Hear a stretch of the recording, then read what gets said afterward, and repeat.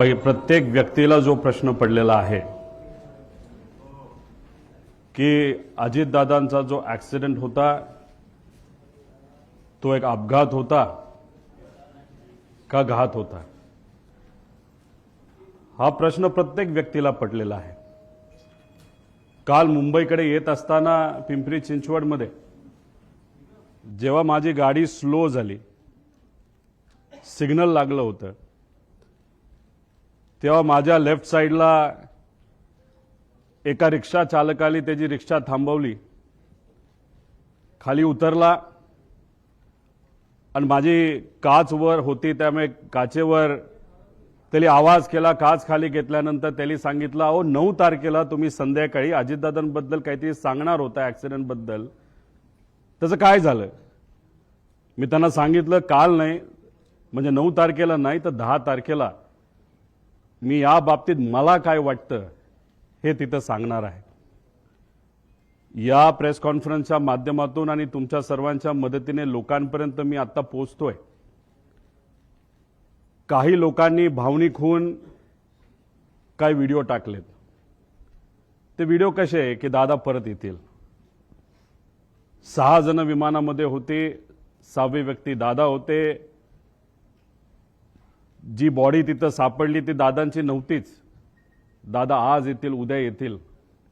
मला त्यांना सांगायचं आहे की आज जर दादा परत आले तर मी सुद्धा त्यांना घट्ट मिठी मारेल। पण ॲक्सिडेंट झाल्यानंतर 6 दिवस दररोज जेव्हा मी उठत होतो तेव्हा मला असं वाटत होतं काहीतरी घाणेरडं स्वप्न मी तिथं बघितलेलं आहे की दादांचा ॲक्सिडेंट झाला आणि ते फक्त स्वप्नच होतं आणि खऱ्या अर्थाने ही गोष्ट घडली नाही असं कुठेतरी मला तिथं वाटत होतं। कधीपर्यंत? जेव्हा दादांचा एक स्वेटर तो सुद्धा जळलेला, त्यांची चप्पल, त्यांचं घड्याळ जे दररोज ते घालायचे आणि ते घड्याळ दादा कधी पण त्यांचा जो वेळ असतो ते 15 मिनिटं पुढे ठेवायचे। 9 वाजलं त्या घड्याळात वाजले होते आणि ते जळलेलं घड्याळ बंद पडलेलं तिथं मी बघितलं आणि जे कोणी तिथं बघत होते त्यांच्या डोळ्यात अक्षरशः अश्रू होतं, कोणी निशब्द झाले होते, कोणाला काहीच बोलता येत नव्हतं। त्यामुळे मला सर्व लोकांना एवढंच सांगायचं आहे की जी घटना झाली नाही, जे दादांना झालं नाही आपल्या सर्वांना वाटतं तसं नसून ही घटना झाली आहे आणि आज दादा आपल्यामध्ये नसले तरी सुद्धा विचाराने ते आपल्या सर्वांबरोबर आहेत। ते हे एक प्रेझेंटेशन इथं मी तुमच्या सर्वांसाठी केलेलं आहे। या प्रेझेंटेशनमध्ये मी स्वतः, माझी टीम, मित्र, ज्यांच्या कोणाकडे पर्यंत मी पोचू शकलो त्यांच्याकडनं जी माहिती आम्हाला मिळाली ती माहिती या प्रेझेंटेशनच्या माध्यमातून आपल्या सर्वांपर्यंत आणण्याचा प्रामाणिकपणे प्रयत्न केलेला आहे। काही लोक म्हणतील ही कुठून आणली, कशी आणली? ही आम्ही आणली आहे। अजितदादांच्या प्रेमापोटी ही माहिती आम्ही गोळा केलेली आहे। मी सरकारमध्ये नाही, आम्ही सरकारमध्ये नसलो तरी जे काही जमलं, कारण का शेवटी दादा असतील, साहेब असतील, आम्हा सर्वांना एवढंच सांगितलेलं आहे की प्रयत्न करत राहावा आणि तो प्रयत्न या प्रेझेंटेशनच्या माध्यमातून हाच केलेला आहे की खरं काय घडलं याची माहिती लोकांना पाहिजे, आम्हाला माहिती पाहिजे, म्हणून हा प्रामाणिक असा प्रयत्न तिथं केलेला आहे। माझ्यासारख्या छोट्याशा कार्यकर्त्याला जर एवढं जमत असेल तर मला असं वाटतं की जर सगळ्या रिसर्च एजन्सी, इन्व्हेस्टिगेशन एजन्सी जर सरकारने नाही तर सरकारमध्ये असणाऱ्या लोकांनी जर लावल्या तर लवकरात लवकर आपल्याला या बाबतीतलं रहस्य त्या ठिकाणी कळू शकतं। सुरुवात करत असताना आता दादांचा मुंबई ते बारामतीचा विमान प्रवास थोडक्यात दिलेला आहे। 210 किलोमीटर विमानाचं अंतर त्यांना तिथं कव्हर करायचं होतं। 27 मिनिटं त्यांना त्या ठिकाणी लागणार होती आणि विमान कुठलं होतं तर VSR ही एक कंपनी ऑपरेटर त्यांचं त्या ठिकाणी ते होतं। लेअरजेट नावाचा एक ब्रँड आहे, बंबार्डियर नावाची एक कंपनी आहे कॅनडाची, पण हे विमान हे अमेरिकेमध्ये त्या ठिकाणी बनलं आहे। पुढं आता याबद्दल विमानाबद्दल बोलायचं झालं, बंबार्डियर एरोस्पेस 2010ला हे विमान बनलेलं आहे। लेअरजेट 45 हे विमानाचा टाईप आहे। खूप फास्ट विमान असतं, 51,000 फूट उंचीवर हे विमान त्या ठिकाणी ट्रॅव्हल करतं। बाकीचे जर विमानं आपण बघितले त्याच्यामध्ये कुठली असू द्या तर ते विमानं हे 41,000च्या आसपास त्या ठिकाणी असतात. आता हे विमान लेअरजेट 45 असं त्या ठिकाणी दिसतं. त्याचे इंटरनल पार्ट हे मी तुम्हाला इथं दाखवले. अंदाजे अजूनपर्यंत आम्हाला कळलेलं नाही. अंदाजे या बाजूला म्हणजे लेफ्ट साईडला दादा इथे कुठंतरी त्या ठिकाणी बसले असावे. या सेक्शन मध्ये आपल्या बॅगा नाहीतर अतिरिक्त जो काय आपल्या बरोबर सामान असतं हे सामान या भागामध्ये त्या ठिकाणी ठेवलं जातं. इथं पेट्रोल म्हणजे ह्या पेट्रोलच्या टाक्या आहेत असं आपल्याला समजायला काय हरकत नाही. बाकी डिटेल जर कोणाला पाहिजे असतं तर हे डिटेलमध्ये इथं दिलेलं आहे. आता या VSR कंपनीची माहिती मला आपल्या सर्वांना द्यायची. याच्यामध्ये विजय कुमार सिंग त्यानंतर सीमा रिमी सिंग हे दोघं याच्यामध्ये पार्टनर आहेत आणि विस्टा सेल्स प्रायव्हेट लिमिटेड नावाची एक कंपनी आहे. 2 डिरेक्टर विजय कुमार सिंग आणि रोहित सिंग. विजय आणि रोहित हा विजयचा मुलगा आहे. रोहित सिंग बद्दल मी पुढे 2-3 स्लाइड पुढे त्या ठिकाणी आपल्या सर्वांना माहिती देतो. याच्यामध्ये जर बघितलं तर हे 3 शेअर होल्डर इथं दिसतात. पण या खोलामध्ये जर गेलो विस्टा सेल्स प्रायव्हेट लिमिटेडमध्ये 27 वेगवेगळे शेअर होल्डर आहेत. ह्याच्यात जर खूप खोलात आपण गेलो तर कोणाची कंपनी आहे, कोण तिथं शेअर होल्डर आहे, विमान कोणाचे हे तिथं आपल्या सर्वांना कळेल. पण याच्या खोलामध्ये तिथं आम्ही जात नाही. त्या पद्धतीची माहिती आमच्यापर्यंत आहे. पण अजून खोलात जाऊन जर उद्या जाऊन लागलं तर ती माहिती आपल्या सर्वांना आम्ही देऊ शकतो. त्यानंतर या कंपनीकडनं या कंपनीचं म्हणजे VSRचं तसं बघितलं तर लेअर जेटच्या बाबतीत त्यांची मोनोपोली आहे या देशामध्ये. सगळ्यात जास्त लेअर जेटचे विमानं जर कोणाकडे असतील तर ते VSR नावाच्या कंपनीकडनं. विजय कुमार सिंग एक छोट्या कंपनीमध्ये काम करायचे पण नंतर कष्ट केले असतील नाहीतर काय बऱ्याच काय गोष्टी झाल्या असतील. त्यांनी स्वतःची VSR नावाची ही कंपनी तिथं सुरू केलेली आहे. पुढे आता अपघाताच्या दिवसाची टाइमलाईन जर आपण बघितली तर 7:02 तिथं जो क्रू असतो म्हणजे पायलट अटेंडंट हे सगळे तिथं 7:02 तिथं पोहोचले. कॅप्टनली चेक केलं बारामती एअरपोर्टला. तिथं फोन केला असेल, माहिती घेतली असेल, ATCशी बोलणं झालं असेल, बाबा तिथं विजिबिलिटी आहे का असा प्रश्न तिथं केल्यानंतर तिथं ऑल ओके 7:10 सांगण्यात आलं. 7:17 दीपक जाधव विदीप जाधव जे त्यांचे PSO होते दादांचे हे तिथं पोहोचले होते. 7:50 दादा विमानतळाकडे पोहोचले. 7:56 विमान मुंबई विमानतळ रडारच्या संपर्कात आलं. ही मुंबईच्या ATCला सांगितलं आता आम्ही टेक ऑफ करायला तयार आहे. 8:10 आणि 51 सेकंदला हे टेक ऑफ झालं. तुम्ही म्हणसाल या बाजूला काय, या बाजूला काय आहे याची माहिती थोड्या वेळानंतर मी आपल्या सर्वांना देतो. पण ही माहिती अतिशय महत्त्वाची आहे. एका ग्रुप चॅटची ही माहिती आहे आणि त्या ग्रुप चॅटवर खूप काय आपल्याला पुढे जाऊन कळणार आहे. नाव फक्त दिलंय, पुढचा नंबर तिथं मी दिलेला नाही पण नंबर सुद्धा तिथं आहे. एका ऍक्च्युअल ग्रुप चॅट मधले हे स्नॅपशॉट तिथं काढलेले. त्या ग्रुप चॅट मध्ये अधिकारी सुद्धा असतात, PA सुद्धा असतात. त्याबद्दलची माहिती मी पुढे तुम्हा सर्वांना देतो. आता विमान 8:22 विमान लोणावळा जवळच्या आसपास त्या ठिकाणी तिथं असेल. 8:25 विमान पुणे जवळ, पुणे शहराजवळ असेल. 8:30 विमान यवत हे जे गाव आहे त्याच्या आसपास असेल. 8:32 सुपे म्हणून गाव, सुपे जळगाव गाव हे बारामतीमध्ये आहे तिथं असेल. 8:43 ते 8:45 दरम्यान दुर्दैवी घटना. खरंच जी घटना अतिशय आपल्या डोळ्यांमध्ये पाणी आणते ती घटना या टाइमच्या वेळेस त्या ठिकाणी घडली. 9 वाजता दादा गंभीर जखमी आहेत. ऍक्सिडेंट झाला हे आम्हाला कळलं होतं पण आमच्या सगळ्यांच्या मनात असं होतं की जखमी आहेत, हॉस्पिटलमध्ये आहेत पण जिवंत आहेत अशी कुठली बातमी आमच्या कानामध्ये यावी. तशी 9 वाजता ती बातमी सुरू होती. पण 9:45 पहिली बातमी आली ती म्हणजे दादांच्या निधनाची, जी ऐकल्यानंतर अक्षरशः मन पण सुन्न झालं आणि डोकं सुद्धा सुन्न त्या ठिकाणी झालं. आता ही माहिती म्हणजे हा जो प्रवास आहे हा प्रवास हे जे एक सॉफ्टवेअर आहे नाहीतर ऍप आहे, ज्याच्याकडे विमान असेल त्यांना हे ऍप उघडता येईल. जो पायलट असेल हे ऍप उघडता येईल. युनिव्हर्सल ऍप आहे. याच्यामध्ये तुम्हाला सगळ्या विमानाची माहिती तिथं कळू शकते. त्याच्यात जर आपण गेलात तर ह्याच्यामध्ये हे किती वर्षापूर्वीचं विमान होतं तर 16 वर्षापूर्वीचं ही सगळी माहिती असते. ह्याच्या आधी 2 दिवस म्हणजे 26ला आणि 25ला हे विमान कुठं गेलं होतं? मुंबई सुरतला एकदा गेलं, परत सुरत मुंबईला तिथं गेलं. म्हणजे हा जो विमानाचा प्रवास आहे ही घटना घडायच्या आधी तर सुरतला हे विमान तिथं जाऊन आलं होतं. आता हे महाशय म्हणजे हे जे मालक आहेत सिंग यांनी काय स्टेटमेंट दिलं? विमान चांगल्या स्थितीत होते आणि मेंटेन्ड होते, हा सगळ्यात महत्वाचा मुद्दा तिथं आहे. वैमानिक अनुभवी होते, हा दुसरा महत्वाचा मुद्दा त्याच्यामध्ये आहे. अपघात व्हिजिबिलिटी इश्यूमुळे झाल्याची शक्यता आहे, हाही मुद्दा त्याच्यामध्ये त्या ठिकाणी आहे. आता या आमच्या ताई बारामतीच्या आहेत, त्यांचं काय स्टेटमेंट हे थोडंसं तुम्ही ऐकून घ्यावं. गावाकडून आलं होतं, पूर्ण असा विमानाचा आवाज वेगळाच येत होता नेहमी. म्हणजे यांचं आणि तिथं असणारे बरेच काही हे आहेत की त्यांचं असं मत होतं की रोज तिथं जे पायलटला शिकवलं जातं त्याची विमानं रोज ये जा करत असतात. दादांची विमानं बऱ्याच वेळा आलेली आहेत, मोठ्या मोठ्या व्यावसायिकांची विमानं आलेली, पण हे विमान जेव्हा त्या गावाच्या वरून गेलं होतं, एक तर ते जवळून गेलं होतं आणि त्याचा आवाज थोडा वेगळा आला होता. म्हणजे कदाचित मेंटेनन्सचा हा मुद्दा असू शकतो. पुढे आता हा व्हिडिओ तुम्ही डिटेलमध्ये बघा. हा व्हिडिओ एका ग्रामपंचायतीचा व्हिडिओ आहे.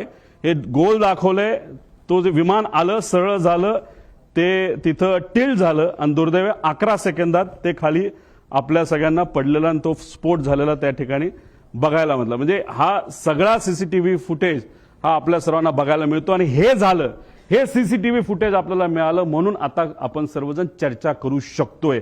हे सीसीटीव्ही फुटेज आलं नसतं तर जसं इतर प्लेन क्रॅश बद्दल नुसतं मोघमच बोललं जातं तसंच कदाचित या बाबतीत सुद्धा दुर्दैवाने बोललं जाऊ शकलं असतं. पण हा सीसीटीव्ही फुटेज आपल्या सर्वांसाठी अतिशय महत्वाचा आहे.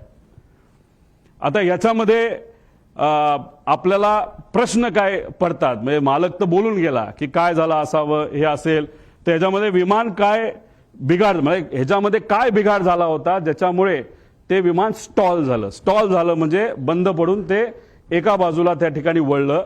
तर का ते स्टॉल झालं, असं का झालं? मेकॅनिकल फेल्युअर झाला असेल का? त्यानंतर टेक ऑफ पूर्वी विमान चेक करण्यात आले होते का? आपण कधी गाडी घराच्या बाहेर काढत असताना पेट्रोल आहे का, ऑइल आहे का, ह्या बेसिक गोष्टी बघतो. तसं विमान उडत असताना, उडवायच्या आधी त्याच्यामध्ये टेक ऑफ पूर्वी विमानाचं इन्स्पेक्शन एक मेकॅनिकल अधिकारी करत असतो. त्याचं कामच तेवढं असतं की विमान नीट आहे का, सगळ्या केबल लागल्यात का. जसं की लिफ्ट आपल्या घरी असेल नाही तर ऑफिसमध्ये असेल आणि त्याचं इन्स्पेक्शन जर करायचं असेल तर त्या ज्या केबल आहेत त्या नीट आहेत का, बटणं नीट दाबली जातात का, आणि समजा जर लाईट गेली तर लिफ्ट ऑटोमॅटिकली एका फ्लोअरला येऊन थांबते का, हे जे बेसिक लिफ्टमध्ये चेक केले जातात. हे तर 51,000 फीटला उडणारं विमान आहे आणि ह्याचं चेकअप तर करावाच लागतो. हे DGCA सुद्धा सांगितलेलं आहे. जगातल्या प्रत्येक देशामध्ये हे आपल्याला तिथं फॉलो करावं लागतं. त्यामुळे टेक ऑफ पूर्वी याचं काय चेकअप झालं होतं का? चेक करणारे कर्मचाऱ्यांना आता आपल्याला पकडावं लागणार आहे, बोलावं लागणार आहे, चर्चा करावी लागणार. ते आम्ही करू शकत नाही, पण जी कुठली एजन्सी आता सरकारने दिलेली आहे त्या एजन्सीला तिथं असणारे जे कोणी चेक करणारे कर्मचारी आहेत त्यांच्याशी तिथं आपल्याला बोलावं लागेल. टेक लॉग हा प्रत्येक विमानाचा टेक लॉग हा केला जातो. टेक लॉग असेल तो जो अधिकारी आहे मेकॅनिकल इन्चार्ज तो सही करतो आणि विमान चालक जे असतात को पायलट आणि मेन पायलट हे त्याच्यावर तिथं सही करतात. टेक लॉग सुद्धा आता आपल्याला शोधायचं आहे. आणि विमान हे जे होतं ते एअरवर्दी होतं का, म्हणजे विमान उडण्याच्या लायकीचं होतं का, असा एक वेगळा रिपोर्ट हा DGCAचा असतो. तो सुद्धा तिथं बघण्याची जरूरत आहे. रुटीन लाईन मेंटेनन्स हा करावा लागतो. एक मेन मेंटेनन्स, इंजिन काढावं लागतं, घालावं लागतं, ऑइल चेक करावं लागतं सगळं. आणि त्यानंतर हा रुटीन मेंटेनन्स, कुठलाही प्रवास झाल्यानंतर ते विमान चेक करावं लागतं, त्याला रुटीन मेंटेनन्स बघावं लागतं. आणि हे अतिशय क्रिटिकल एरिया असतो हा पोलिसांचा विमानाचा. तिथं सगळीकडे सीसीटीव्ही कॅमेरा असतात. तिथं मोठ्या मोठ्या इंडस्ट्रियलिस्टचे विमानं ठेवलेली असतात आणि तिथं सगळीकडे हँगरच्या बाहेर आणि हँगरच्या आत सीसीटीव्ही कॅमेरा त्या ठिकाणी असतात. त्यामुळे ते सीसीटीव्ही कॅमेरा कुठे आहेत, कसे आहेत, कोण मेंटेन करत होतं, खरंच विमानाला कुणी हात लावला होता का, चेकिंग झालं होतं का, हे सगळं तिथं बघण्याची आपल्या सर्वांना जरूरत आहे. आणि विमानाचा हेवी बेस मेंटेनन्स हा कधी केला, कसा केला, काय केला, त्याला विमान कंपनीली सुद्धा शेड्यूल दिला असता आणि त्या शेड्यूल प्रमाणेच आपल्याला मेंटेनन्स हा करावा लागतो. ते झालं होतं का, त्याचा रिपोर्ट कुठे आहे. आणि हे रिपोर्ट का मागतोय, कारण का हे जे VSR कंपनी आहे त्या VSR कंपनीमध्ये अनेक एक्स DGCIचे लोक काम करतात, नाही तर त्यांचे कन्सल्टंट आहेत. त्यामुळे आम्हाला भीती अशी आहे की आतापर्यंत गेल्या 13-14 दिवसामध्ये काहीच झालं नाही, फक्त CCTV गोळा केलेले आहेत. बाकी ह्यांनी अजून सुद्धा रिसर्च नाही तर इन्व्हेस्टिगेशन काही झालेलं नाही. आणि असं जर टाइमपास करत राहिले तर मग हे सगळं मॅन्युप्युलेट केलं जाऊ शकतं. हे सगळे खोटे रिपोर्ट हे केले जाऊ शकतात. त्यामुळे रिपोर्टवर फक्त विश्वास ठेवून चालणार नाही, सगळे CCTV आपल्याला त्या ठिकाणी बघावं लागतील. आता ह्याच्यामध्ये या कंपनीचा इतिहास आपण तिथं बघू. तुम्हाला आठवत असेल 2023ला एक ऍक्सिडेंट झाला होता. ते कुठलं विमान होतं, लेअर जेटचं विमान होतं. बघा इथं आता ते विमान तुम्हाला क्लिअरली दिसेल नाही दिसेल माहित नाही, हे पडलं, हे घसरत गेलं, पाऊस तिथं पडत होता, स्पीड खूप होतं, विमानचा टाईप लेअर जेटचाच होता. आता काही लोक लगेच टीव्हीवर बोलायला लागले होते की अरे बारामतीचं जे विमान आहे त्या ILS सिस्टम नाहीये, असं बरेच रिसर्च अभ्यासू लोक म्हणायला लागले. बरोबर आहे, पण त्याच विमानतळावर बऱ्याच वेळा अनेक वेळा मोठे इंडस्ट्रियल्स पासून सगळे तिथं उतरलेले आहेत ILS सिस्टम नसताना. आणि ILS सिस्टम बद्दल आपण चर्चा करतोय तर हा ऍक्सिडेंट जिथं झाला मुंबईला, तिथं तर हायली ऍडव्हान्स सिस्टम आहे, ILS सिस्टम सुद्धा आहे, तरी सुद्धा हा अपघात झाला कसा. त्यामुळे फक्त ILS सिस्टम बारामतीला नाही म्हणून ते ढकलून त्या ठिकाणी चालणार नाही. आता हा ऍक्सिडेंट झाला, कसा झाला, काय झाला, व्हिजिबिलिटी वर ढकलून मोकळे झाले विमानाचे, अजून पाऊस होता, हे होतं. मग ILS सिस्टम असताना पाऊस होताना सुद्धा बाकी विमानं लँड होऊ शकत होते. मग आमच्या VSR या कंपनीचं लेअर जेटचं विमान का लँड होऊ शकलं नाही आणि का घसरत गेलं, याचा अभ्यास कुठं ना कुठे त्या ठिकाणी करावा लागेल. 2023चा हा विषय. मग आतापर्यंत रिपोर्ट आला असेल, आतापर्यंत एन्क्वायरी क्लिअर झाली असेल, तो रिपोर्ट मीडियाकडे आला असेल, तो रिपोर्ट कंपनीली जे लोक आत होते, ज्या कंपनीली ते भाड्यावर घेतलं होतं त्या लोकांना दिला असेल, अशी अपेक्षा आपण करू. कारण 2 वर्ष एवढा मोठा अपघात होऊन हे कुठेही रिपोर्ट कुणी दाबू शकत नाही. बघूया काय झालं पुढं. दुर्दैव असं 2023ला हा अपघात झाला, पण आतापर्यंत त्याचा रिपोर्ट आलेला नाही. अजितदादांचा दुर्दैवी ऍक्सिडेंट झाल्यानंतर त्या बातम्या जेव्हा अख्ख्या देशामध्ये तुमच्या माध्यमातून त्या ठिकाणी केल्या गेल्या, तेव्हा कुठेतरी DGCAला तिथं जाग आली आणि final report soon in September 2023 Mumbai layer jet असं सांगण्यात आलं. म्हणजे कुठेतरी VSRचा एक होल्ड आहे DGCAवर, असं आमच्या सगळ्यांचं मत आहे. म्हणून एवढा मोठा रिपोर्ट होऊन त्या ठिकाणी तो दाबण्यात आला. मग का हा रिपोर्ट दाबण्यात आला? हा रिपोर्ट जर आतापर्यंत आला असता, तो जर सरकारपर्यंत पोहोचला असता, तर मग काही गोष्टींमध्ये बदल होऊ शकले असते. आणि मग आज आपले अजितदादा, माझे काका, हे आज आपल्या सर्वांमध्ये इथं असू शकले असते. पण हा रिपोर्ट न झाला, न त्याच्यावर चेक झालं, कसं घडलं याचा कुठेही अभ्यास त्या ठिकाणी झाला नाही. हा रिपोर्ट आजपर्यंत दाबला असं आमच्या सगळ्यांचं त्याच्यामध्ये म्हणणं आहे. बरं ठीक आहे, भारताने हा रिपोर्ट दाबला. मग आता इंटरनॅशनल लेवलला काय झालं ह्याचा अभ्यास तुम्ही बघूया. EASA European aviation safety agency, ह्यातले काही विमान आहेत, लेगेसी आहे, ग्लोबल आहे, जे विमानं दुबईला पण पोहोचू शकतात, लंडनला सुद्धा पोहोचू शकतात, एवढी मोठी विमान आहेत. तुम्ही बघितलं असेल जेव्हा माझ्या मतदारसंघामध्ये एक फार मोठे क्रिकेटर हे आले होते, एक फार मोठं विमान घेऊन तिथे मी गेलो होतो आणि ते विमान हे लंडनला सुद्धा लँड होतं आणि ते कोणाचं होतं, ते VSRचं होतं. मग हे विमान लंडनला तिथं पोहोचत असेल, नाही तर युरोपमध्ये तिथं जात असेल, जेव्हा ही घटना भारतामध्ये, महाराष्ट्रामध्ये, मुंबईमध्ये घडली 2023ची, त्याची दखल युरोपियन एव्हिएशन सेफ्टी एजन्सीने घेतली आणि एजन्सीने VSRला विचारलं, अरे बाबा तुला TCO थर्ड कंट्री ऑपरेटर म्हणून आम्ही परवानगी दिलेली आहे, तुम्ही आमच्याकडे लँड होऊ शकता, पण ही घटना घडली कशी याचा रिपोर्ट आम्हाला तू दे, सेफ्टी तू करतो काय करतो कशा, या बाबतीत आम्हाला थोडी तरी माहिती दे. दुर्दैवाने आतापर्यंत ती माहिती ही या मोठ्या एजन्सीला, या VSR कंपनीली दिलेली नाही. तिथे सुद्धा हे दाबण्यात आलं आणि कुठंतरी काहीतरी गोष्ट लपवण्यात आली आणि त्यांनी सांगितलं लेवल 1 ची त्रुटी असल्याच्या कारणाने EASA कडून VSRचा परवाना रद्द झाला. लेवल 1 म्हणजे काय?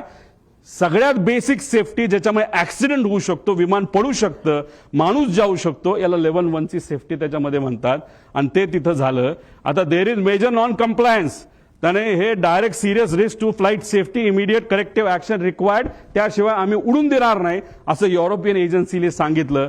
आणि त्यांनी काय केलं, सस्पेंडेड ऑपरेशन, ग्राउंडेड एअरक्राफ्ट, सगळे अप्रुव्हल्स आणि सर्टिफिकेट काढून टाकले. सगळा मेंटेनन्स आणि त्याच्या फ्लाईट ऍक्टिव्हिटीज त्या युरोपमध्ये होत्या सगळ्या बंद करून टाकल्या. आता हे जर युरोपची कंपनी करू शकते, हे महाराष्ट्रात घडलं, देशात घडलं, तरी VSR अजूनपर्यंत का विमानं उडवते असा प्रश्न आमच्या सगळ्यांचा आहे. माझे काका गेले, आपले दादा त्याच्यात गेले, पण आज VSRच्या माध्यमातून सीएमांची फ्लाईट तिथे घेतल्या जातात, सगळ्या मंत्र्यांच्या फ्लाईट घेतल्या जातात, तिथं दुसरे उपमुख्यमंत्र्यांच्या फ्लाईट घेतल्या जातात. त्यांच्या सेफ्टीबद्दल तर आपण विचार केला पाहिजे. एक नेता आमचा गेला, पण बाकी नेत्यांचं काय? मग ह्या VSRला अजूनपर्यंत का परवानगी दिली जाते? त्यांचा एवढा होल्ड की अजितदादांचा ऍक्सिडेंट होऊन सुद्धा त्यांना तिथं थांबवलं जात नाही. ESA सारख्या मोठ्या एजन्सीनी त्यांचा रद्द परवाना करून सुद्धा त्यांना तिथं परवानगी दिली जाते. तर एवढं फेवर VSRला का केलं जातं असं आमचं मत आहे. मग आम्ही काय केलं, एक्स पायलट, जे पायलट VSR कंपनीमध्ये काम करत होते, जे इंजिनियर VSR कंपनीमध्ये काम करत होते, DGCAचे एक्स अधिकारी जे VSRला ओळखून होते, या सर्व लोकांची चर्चा केल्यानंतर तुमच्यातले काही अभ्यासू आणि रिसर्च करणारे पत्रकार सुद्धा अशा लोकांना भेटल्यानंतर ह्या गोष्टी समोर आल्या. फ्लाईट ड्युटी टाइम लिमिटेशन, 12 तास गॅप लागतो. जर मी पायलट असेल आणि मी जर उडवलं असेल तर 12 तासानंतरच फ्लाईट उडू शकतो. पण ही कंपनी VSR कंपनी हे जे रिपोर्ट असतात FDTL हे मॅन्युपुलेट करतात. म्हणजे फक्त आकड्याचा खेळ त्या ठिकाणी केला जातो आणि 6 तासापूर्वी सुद्धा जर एखादा पायलट आला असेल तर त्याचा कदाचित इन्सेंटिव्ह दिलं जातं, नाही तर तुला नोकरीवरनं काढतो असं सांगितलं जातं आणि लगेचच त्याला तिथं विमानात बसवलं जातं. त्यानंतर कॉकपिट व्हॉइस रेकॉर्डिंग, म्हणजे एक असतो ब्लॅक बॉक्स. ब्लॅक बॉक्समध्ये फक्त आवाज स्टोअर होतो असं नाही, आवाजाबरोबर ते जे इक्विपमेंट्स आहे ते कसे बिहेव करत होते, कुठं काय एक्सेलरेशन होतं, स्पीड काय होतं, आपली पोझिशन काय होती, कुठला काटा कुठं होता, हे सगळं ब्लॅक बॉक्समध्ये तिथं येतं. पण नॉर्मली जर आपल्याला कॉकपिट व्हॉइस रेकॉर्डर, हे साधे रेकॉर्डर असतात, त्यात कॉकपिटमध्ये काय झालं, संभाषण काय झालं याची माहिती आपल्याला देता येते. VSR मध्ये कॉकपिट व्हॉइस रेकॉर्डर सिस्टम हे बंद ठेवलं जातं. त्यानंतर चेकलिस्ट टेकलॉग हा मेंटेन नीट केला जात नाही, तर मॅन्युपुलेट केला जातो. स्टँडर्ड ऑपरेटिंग प्रोसिजर SOP त्यांचं कुठेही नाही. आणि कॉस्ट कटिंग मध्ये हे महाशय, ही कंपनी अतिशय माहिर आहे. त्याच्यामध्ये मेंटेनन्समध्ये कमतरता दाखवणं, नाही तर कुठलंही विमान, नाही तर हेलिकॉप्टर घ्या, ते हेलिकॉप्टर जर आपल्याला उडवायचं असेल तर त्याच्यामध्ये तास दिले जातात. 2200 तास ब्रँड टू ब्रँड, नाही तर 2500 तास. ते झाल्यानंतर इंजिन चांगलं असलं काही नसलं तर पूर्ण इंजिन 6 कोटी रुपयाचं एखाद्या सिंगल इंजिन हेलिकॉप्टरचं आपल्याला बदलावंच लागतं. तसं इथे असतं. पण या कंपनीकडनं तिथं टायमिंग हे कुठेतरी चेंज केले जातात, मॅन्युपुलेट केले जातात आणि त्यामुळेच कुठेतरी ही घटना घडतात असं आमच्या सगळ्यांचं त्याच्यामध्ये मत आहे. आता गो अराउंड, आता अजितदादांना घेऊन हे विमान फ्लाय करत होतं VVIP, म्हणजे ज्यांना Z+ सिक्युरिटी आहे अशा व्यक्तीला हे विमान घेऊन चाललं होतं. विमान उडत असताना जर तिथं व्हिजिबिलिटीचा इश्यू असेल नसेल तरी त्या पायलटला 2 स्टेशन द्यावं लागतात. एक जिथं चाललाय तिथं आणि बॅकअप एअरपोर्ट तुम्हाला सांगावं लागतं. कदाचित ह्यांनी मुंबई ते एअरपोर्ट दिलं असेल, नाही तर हैदराबाद तिथं दिलं असेल. आता तिथं गो अराउंड करत असताना एकदा ट्राय केला, दुसऱ्यांदा कदाचित त्यांना ते दिसलं नसावं. त्यांनी सांगितलं हो दिसलं, पण दिसलं नसावं, तर तिसऱ्यांदा राऊंड घ्यायला पाहिजे होता. पण ह्यांनी तो घेतला नाही. दुर्दैवाने सेकंड अटेम्प्टलाच त्यांनी तो प्रयत्न केला. जी घटना घडली ती घडली. आणि दुसरं कसं असतं, ह्यांना पुढे कुठे जायचं होतं, अजित काकांना घेऊन हे कुठं जाणार होते, बारामतीला जाणार होते.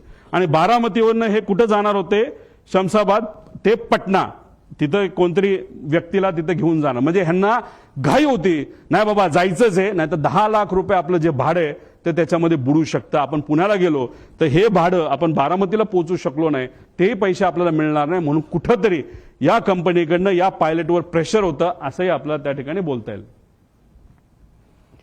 आता दुसरं स्टॉल वॉर्निंग सिस्टम, म्हणजे याच्यामध्ये एखादं विमान स्टॉल होण्यापूर्वी आपल्याला एक अंदाज येतो, काही ती गडबड त्याच्यामध्ये होते. हे विमान स्मार्ट विमान असतं आणि ह्याच्यातली ही जी काय स्टॉल वॉर्निंग सिस्टम आहे, आमचा प्रॉपर इंटेल आहे. आमचं काही लोकांशी तिथं बोलणं झालंय, फक्त त्यांनी सांगितलं आमचं कृपा करून तुम्ही नाव नका सांगू, आमच्या नोकऱ्या तिथं जातील. त्यांची चर्चा अशी, जे विमान अजित काकांना घेऊन तिथं ते ऍक्सिडेंट झालं त्याच्यामध्ये ही जी स्टॉल वॉर्निंग सिस्टम ती बंद होती. ती बंद असल्यामुळे काही गोष्टी आपल्याला आधीच कळल्या नाही आणि त्यामुळे ती घटना त्या ठिकाणी घडली असावी असं काही तज्ज्ञांचं तिथं मत आहे. आणि हेवी बेस मेंटेनन्स केलं कुणी ह्याच्यासाठी आम्ही हे पुरावे त्या ठिकाणी मागतोय. पीटीटी पुश टू टॉक म्हणजे तुमची वॉकी टॉकी असते, आपण बटन दाबतो, आपण बोलतो, पलीकडचं ऐकतो, तसं विमानामध्ये पीटीटी असतं. हे पीटीटी जेव्हा चालू होतं तेव्हा कॉकपिटमध्ये बटन दाबल्यानंतर जे जे काय चालू असतं, जसं की आता मी पोहोचतोय, आता लँड होतोय, मी पुढे तुम्हाला ट्रान्सक्रिप्ट दाखवेल, तर ते सगळं कळतं.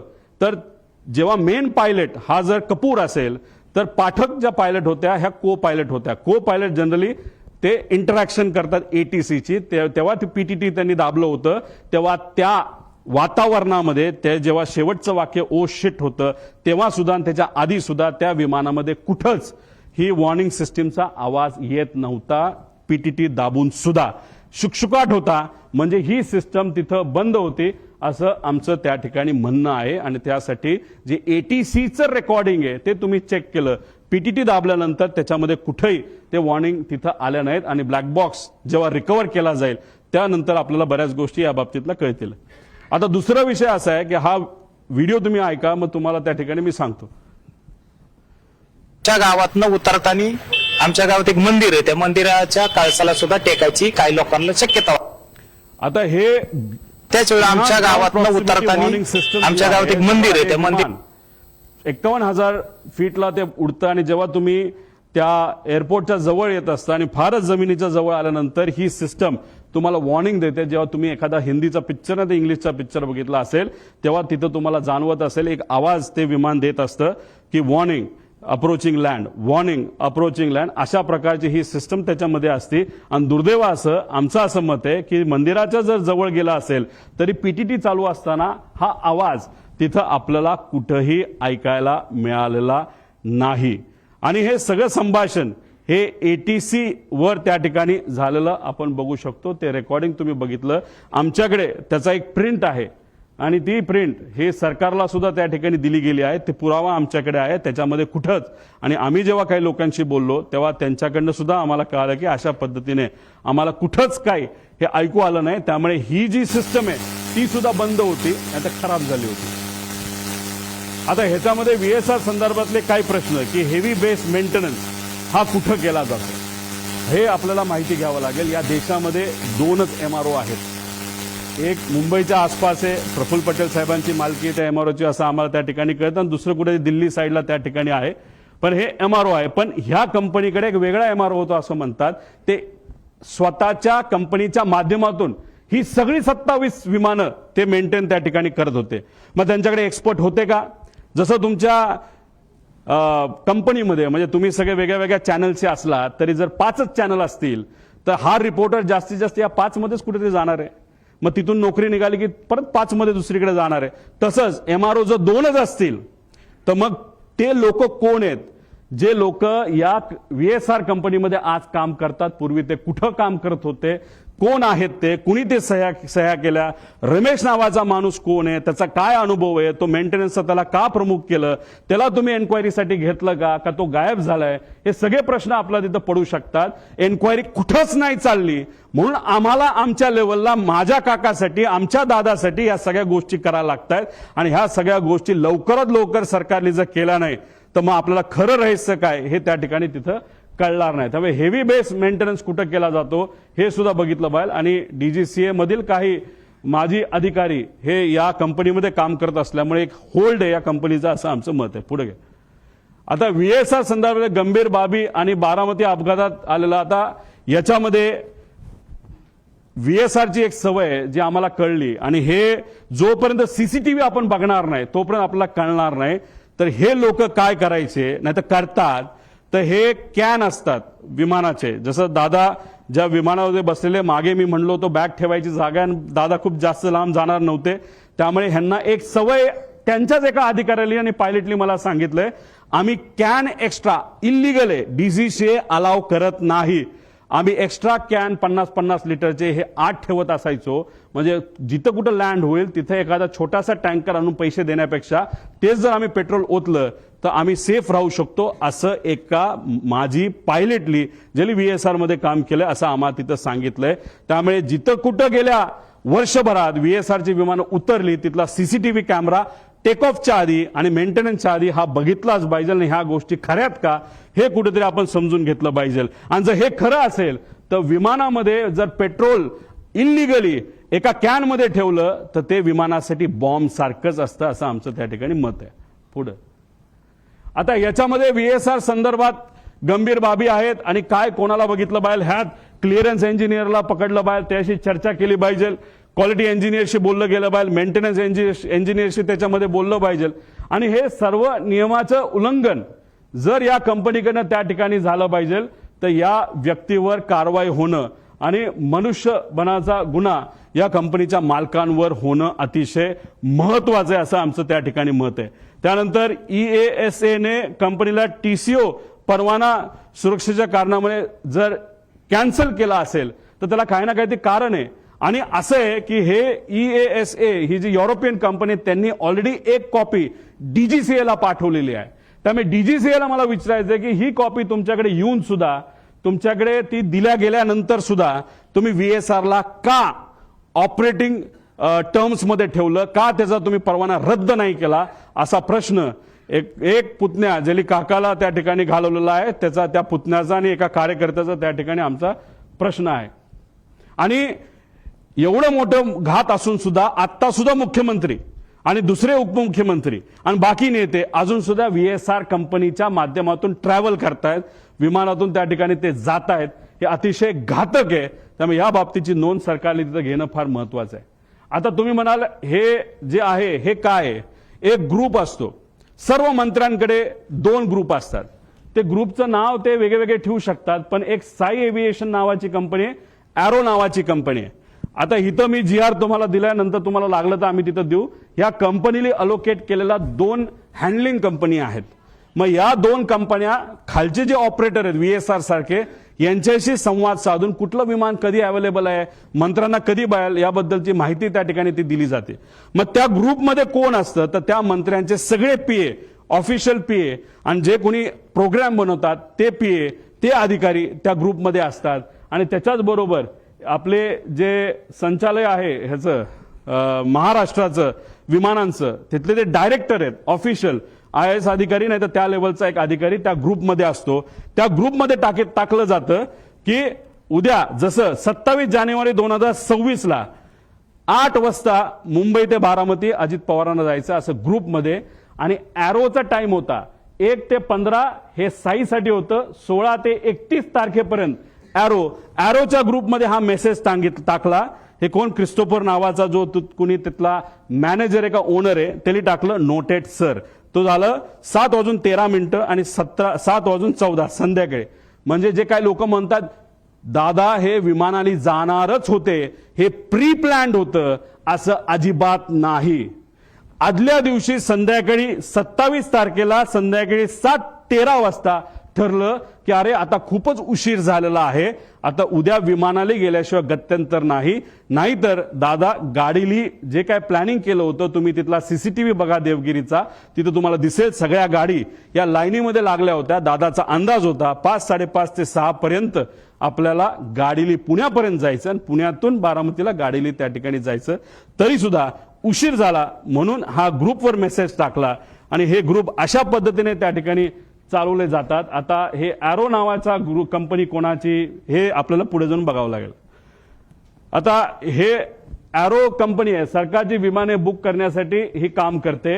ह्याचा जो हँडलर आहे आता तो कोण आहे आपल्याला शोधावा लागणार आहे, त्याचं फार वजन आहे एअरपोर्टवर, तो म्हणेल तसं तिथं काम केलं जातं असं माझं मत आहे. ही कंपनी कोणाची आपल्याला बघा. एक कंपनीचा डायरेक्टर जो आहे तो पतंजली कंपनीमध्ये सुद्धा डायरेक्टर असं आम्हाला कळालं, पण आम्ही खूप खोलात गेलो असं नाही. ज्याला कोणाला बघायचं असेल ना तर ह्या ज्या इन्व्हेस्टिगेशन एजन्सीज आहेत त्यांनी सुद्धा एरोकडे लक्ष देण्याची जरूरत आहे. आता पुढे जाऊन तुम्हाला सांगतो त्या ग्रुपवर काय चर्चा झाली होती, पुढे घ्या. आता हा प्रश्न आहे घातपात आहे का. मला सुद्धा शंका आहे की कदाचित हे घातपात असू शकतं. का तर हे पुढच्या काही स्लाइड्स मध्ये मी आपल्या सर्वांना सांगतो. आता याच्यामध्ये आम्ही जेव्हा हा रिसर्च करत होतो, चर्चा करत होतो, ते एक सिक्युरिटी एरियामध्ये काम केलेला व्यक्ती, माजी अधिकारी, तो माझ्याकडे आला. त्याने मला सांगितलं तुला इस्रायल माहिती आहे का? मी म्हणलं माहिती आहे. तुला मग मोसाद माहिती आहे का? म्हणलं माहिती आहे. मग त्याचं काय? ते म्हणले हे पुस्तक बघ. मी म्हणलं बर, मग या पुस्तकाचं काय?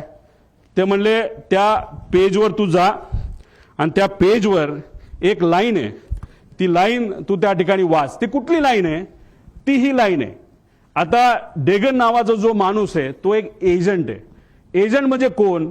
जो एखाद्या व्यक्तीला असॅसिनेट नाहीतर एखाद्या व्यक्तीला मारायचं असेल प्लॅनिंगली, तर हा तो डेगन नावाचा एजंट आहे. त्याचं सगळ्यात उत्कृष्ट पद्धत मारायची काय असते त्या डेगन नावाच्या पुस्तकात दिलेलं आहे की sometimes it's most effective to kill the driver and that's that. त्याचा अर्थ की एखाद्या व्यक्तीला आपल्याला जर मारायचं असेल तर सगळ्यात सोपा मार्ग कुठला असेल तर त्या व्यक्तीचा जो चालक आहे त्याला जर आपण मारलं तर विषय संपला. आता गाडीत असेल तर ड्रायव्हर, मोटरसायकलला असेल तर रायडर आणि विमानात असेल तर पायलट, असं म्हणायला काय हरकत आहे. पुढं आता घातपात, आता ही राज्यभरात चर्चा आहे. ह्याच्या खोलात जावं लागेल, ह्याच्या डिटेलमध्ये जाऊन माहिती घ्यावी लागेल, रिसर्च करावं लागेल. पण माझा काका गेलाय, आमचा दादा गेलाय, महाराष्ट्राचा एक फार मोठा नेता गेलेला आहे. तर ही घटना लाईटली घेऊन चालणार नाही. एखादी गोष्ट इकडे तिकडे झाली, आपण इकडे गेलो तिकडे गेलो, कुणी काय केलं, ह्याली काय होणार नाही. आम्हाला जोपर्यंत ह्याची उत्तरं मिळत नाही तोपर्यंत आम्ही शांत बसणार नाही. आता ह्याच्यामध्ये आदल्या दिवशी 27 जानेवारीला रोजच्या वेळेपत्रानुसार दादा संध्याकाळी म्हणजे जेव्हा कॅबिनेटच्या बैठका झाल्या, दादा म्हणाले होते अधिकाऱ्यांना की 4-5 तास मी माझी कामं करेल. काही अधिकारी मला, माझ्या पार्टीतले काही अधिकारी भेटणार आहे आणि काही नेते भेटणार आहेत आणि काही कर्मचारी भेटणार आहेत, त्यांच्याशी मी चर्चा करेल आणि मग मी मुंबईला जाईल, असा दादांचा त्याच्यामध्ये त्या ठिकाणी अंदाज होता. ताफा सुद्धा लागला होता. एक फार मोठे नेते दादांना भेटण्यासाठी येणार होते, ते वेळेत येणार होते, पण उशीर झाला. ते उशिरा आल्यामुळे आणि चर्चा उशीरपर्यंत सुरू राहिल्यामुळे दादांचा वेळ त्याच्यामध्ये गेला आणि 5-5:30ला जे दादा गाडीने जाणार होते ते गाडीने जाऊ शकले नाही. त्यांना पर्याय राहिला नाही, त्यांना विमान बुक करावं लागलं आणि म्हणून 7:13 म्हणजे संध्याकाळी दुसऱ्या दिवशीचं विमान हे आदल्या दिवशी म्हणजे 27 तारखेला तिथं बुक झालेलं आपण बघितलं. पूर्व विदर्भातील एक कुठले तरी नेते हे मोबाईल चेक करा दादांचे, नाही तर लँडलाईनवर कोणाचा फोन होता काय होता मला माहित नाही, पण मला जे कळालेलं आहे सही करावीच लागते. फार महत्वाची फाईल आहे आणि मग ती फाईल कुठे हे जेव्हा बघितलं गेलं ती फाईल घरी नव्हती. ती फाईल मंत्रालयाच्या कार्यालयामध्ये होती दादांच्या. दादा कुठलीच फाईल मोकळी ठेवत नाहीत, पण अचानक ती फाईल तिथं होती. मग ती दादांनी बोलवली. बोलवण्यात येण्यात मुंबईचं संध्याकाळचं ट्रॅफिक तुम्हाला माहिती आहे. ती फाईल पोहोचूस तर वेळ गेला. वेळ गेल्यानंतर ती फाईल आली. पण एक मोठा नेता आपल्या पक्षाचं बोलत असेल तर सही तर करावीच लागेल. आणि मग दादांनी ती सही केली. ती फाईल यूज तर सही करूस तर त्याच्यामध्ये दुर्दैवाने त्या ठिकाणी वेळ गेला. आता ह्याच्यात खोलात जर जायचं असेल, कारण आमच्या पण ओळखी तिथं आहेत, आमच्या पण जीवाची माणसं आहेत. अजितदादांबरोबर जेव्हा केव्हा मी भेटलो आणि दादांचा जो काही शेवटचे 3-4 महिने होते त्यात मी, दादा आणि त्यांच्याबरोबरचे अधिकारी एकदम घट्टपणे एक फार महत्वाची चर्चा त्या ठिकाणी करायचो. आणि ती करत असताना मग काही अधिकाऱ्यांचे, कर्मचाऱ्यांचे त्याच्यावर आमच्यावर त्या ठिकाणी विश्वास असल्यामुळे तिथं चर्चा काय चालली होती हा विषय जेव्हा केला तेव्हा तिथं चर्चा कुठले तरी राजकीय कन्सल्टंट कोणीतरी आहे, त्यांचा जो कॉन्ट्रॅक्ट आहे जो शेकडो कोटीचा आहे तो आपल्याला कॅन्सल करावा लागतोय. कारण त्यांच्याकडनं काहीच आपल्याला मिळत नाही, त्याचा काहीच फायदा होत नाही. कारण 7 दिवस आधी सुद्धा बारामती हॉस्टेलला दादांना जेव्हा मी भेटलो होतो तेव्हा सुद्धा दादांनी काही लोकांना सांगितलं होतं शहाणपणा करू नका, राजकारण आम्हाला शिकू नका, राजकारण आम्ही कसं करायचं हे माहिती सर्वे फक्त तुम्ही करा, अशी काहीतरी चर्चा तेव्हा झाली होती. आणि अशा पद्धतीची चर्चा तिथं झाली आणि दादांना त्याच्यामध्ये उशीर झाला आणि मग दादांना प्लॅन बदलावा लागला. आता हे सगळे बॅकग्राऊंड तुम्हाला फक्त सांगतोय. त्याचं कारण असं की प्लॅन का बदलावा लागला. आता मी येतो 28 तारखेला. आता काही लोक म्हणतात उपमुख्यमंत्री आहेत, दादा कडक होते, शिस्तीचे होते, दादांनी सांगितलं असेल पायलटला ए बाबा उडलंच पाहिजे. पण दादाचं स्टेटमेंट तुम्ही बघा, ते स्वतःच्या मुखातून ते काय बोलतात. परंतु मला ते तिकडनं जाणं गरजेचं होतं, कारण वैमानिकाचा दिवस आला की उशीर झाला तर मला निघून जावं लागलं, कारण ते अलीकडचे तास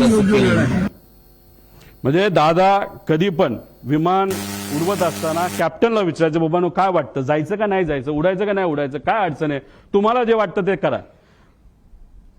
एका ठिकाणी त्यांना यायचं होतं, मुंबईकडनं ते उडले पण होते. माझा अंदाज आहे 2-2.5 वर्षापूर्वीची गोष्ट असेल. हेलिकॉप्टरले होतं, लोणावळ्याला धुक्क वाढलं होतं.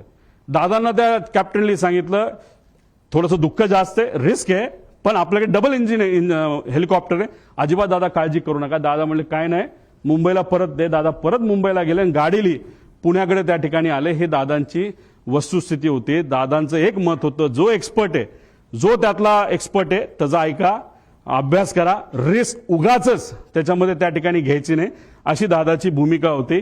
हे होते आमचे दादा, जे वेळेवर एअरपोर्टला पोहोचले, पण नंतर जे घडलं त्याच्यामध्ये काही गोष्टी तुम्हाला पुढे मी सांगतो. पुढे घ्या. आता हे एक ईमेल आहे. या ईमेलमध्ये 2 नावं आहेत क्रू डिटेल्सची. ह्याला क्रॉस व्हेरीफाय करावं लागेल हे ईमेल. याच्यामध्ये कॅप्टन साहिल काहीतरी आहे बाबा मदन आणि कॅप्टन यश असे 2 नावं प्रपोज केली गेली होती. बाकी सगळं तिथं लिहिलेलं आहे आणि कुठं जाणारे मुंबई बारामती वगैरे सगळं तिथं दिलं होतं. आता हे आहेत दोघं, पण झालं असं की नाव ते दुसऱ्या दिवशी बदलण्यात आलं. हे आहेत मदन. मग त्यांच्या मिसेसली एक मेसेज ते सोशल मीडियावर टाकलं होतं की मदनचं नाव जेव्हा सुरू झालं होतं तेव्हा त्यांच्या मदनच्या नावाने तिथं सुरू झालं होतं की वाईट वाटतं, दुर्दैवी त्यांची मृत्यू झाला. मग त्यांच्या मिसेसली ते तिथं टाकलेलं आहे. आता हे दोघांची नावं होती, पण मग हे त्यांना त्या ठिकाणी नियुक्ती झाली, म्हणजे पाठक आणि कपूर यांचं नाव तिथं आलं. तर मग आमचा विषय, आणि कधीच तुम्ही बघितला असेल, कपूरचे कुठला तरी मित्र कुठेतरी बोलत होता की बाबा कपूर आदल्या दिवशी बाहेरून आला होता भारताच्या, तो उडवणारच नव्हता, पण मग त्याला अचानक सांगितलं आणि मग त्यांनी उडवायला घेतलं विमान, असं तुम्ही कुठेतरी ऐकलं असेल. तर मग आमचा प्रश्न असा आहे की मग टेक ऑफ पूर्वी मुख्य पायलट हे का बदलले गेले आणि मग का असं नाव चेंज त्या ठिकाणी केलं गेलं, आणि जर टेक ऑफ करायचं असेल तर त्या पायलटला आधीच यावं लागतं. आणि तिथं असं सांगितलं होतं की हे 2 पायलट हे ट्रॅफिकमध्ये 6:30 वाजता सकाळी अडकलेत आणि ते येऊ शकत नाहीत, म्हणून दुसरे पायलट आम्हाला द्यावं लागलं, अशी कुठेतरी एक स्टेटमेंट आम्ही सोशल मीडियावर आणि काही मीडियाच्या माध्यमातून तिथं ऐकली होती आणि काही अधिकाऱ्यांनी सुद्धा त्या ठिकाणी सांगितलं होतं. पुढे घ्या. आता हे व्यक्ती आहेत, 7 वाजता हे क्रू तिथं पोहोचलं. आता अप्रुव्हल कधी आलं तर 12:30 ओके, विमान मध्यरात्री 12-12:30 वाजता की विमान फायनल झालंय, क्रू फायनल झाली, आणि त्यांनी सांगितलंय की ओके. सकाळी त्यांनी 7 वाजता मेसेज केला की क्रू हे एअरपोर्टला पोहोचले आहेत. मग आता प्रश्न आम्हाला असे निर्माण होतात, पुढे घ्या, की हे जे 2 पायलट आहेत जे ट्रॅफिकमध्ये अडकले असं म्हणतात, मग कुठं होते, त्यांचा सीडीआर तुम्ही काढलाय का? ट्रॅफिक पोलीसच्या बऱ्याच ठिकाणी तिथं सीसीटीव्ही कॅमेराज आहेत, ते तुम्ही तिथं बघितले का? मग हे 2 ट्रॅफिकमध्ये अडकले, तर मग हे 2 काय एअरपोर्टलाच राहायला होते का?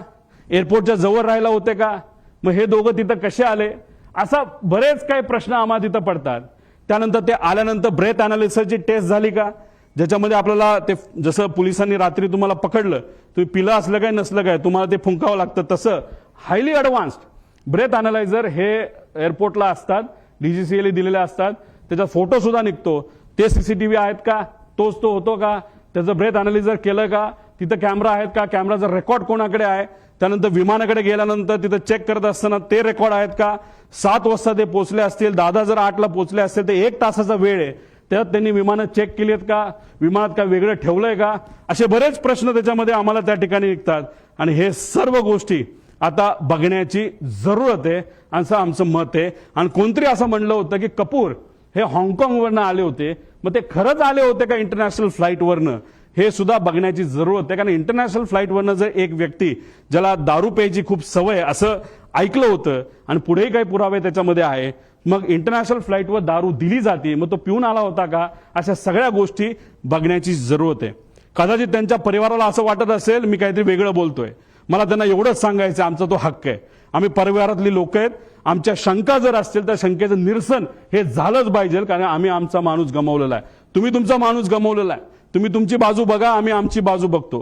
पण आमच्या मनात ज्या शंका आहेत त्याला कुठं ना कुठेतरी उत्तर हे मिळालं पाहिजे का गेले 13 दिवस मला तरी तिथं झोप लागलेली नाही आणि कदाचित जोपर्यंत ह्या गोष्टी सापडत नाही क्लिअर होत नाही तोपर्यंत झोप लागणार नाही आणि मी झोपणार सुद्धा त्याच्यामध्ये नाही. पुढे तुम्ही जर गेला तर आता मुख्य पायलट सुमित कपूर बद्दल आपण थोडीशी माहिती घेऊ.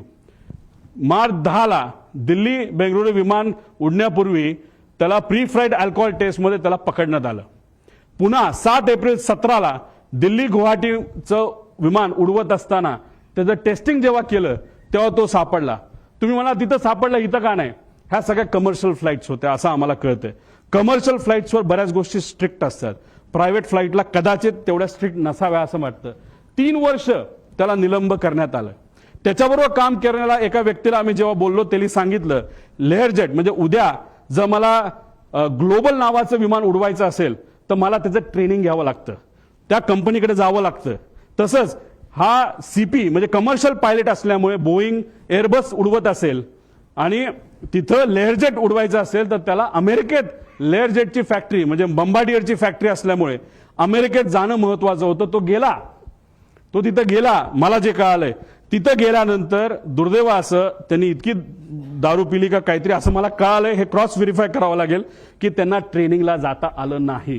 हे रिपोर्ट आता आपल्याला काढावं लागतील खरंच हे घडलं होतं का आणि त्यांना परत ट्रेनिंगला पाठवण्यात आलं असंही आम्हाला त्याच्यामध्ये त्या ठिकाणी कळलं होतं.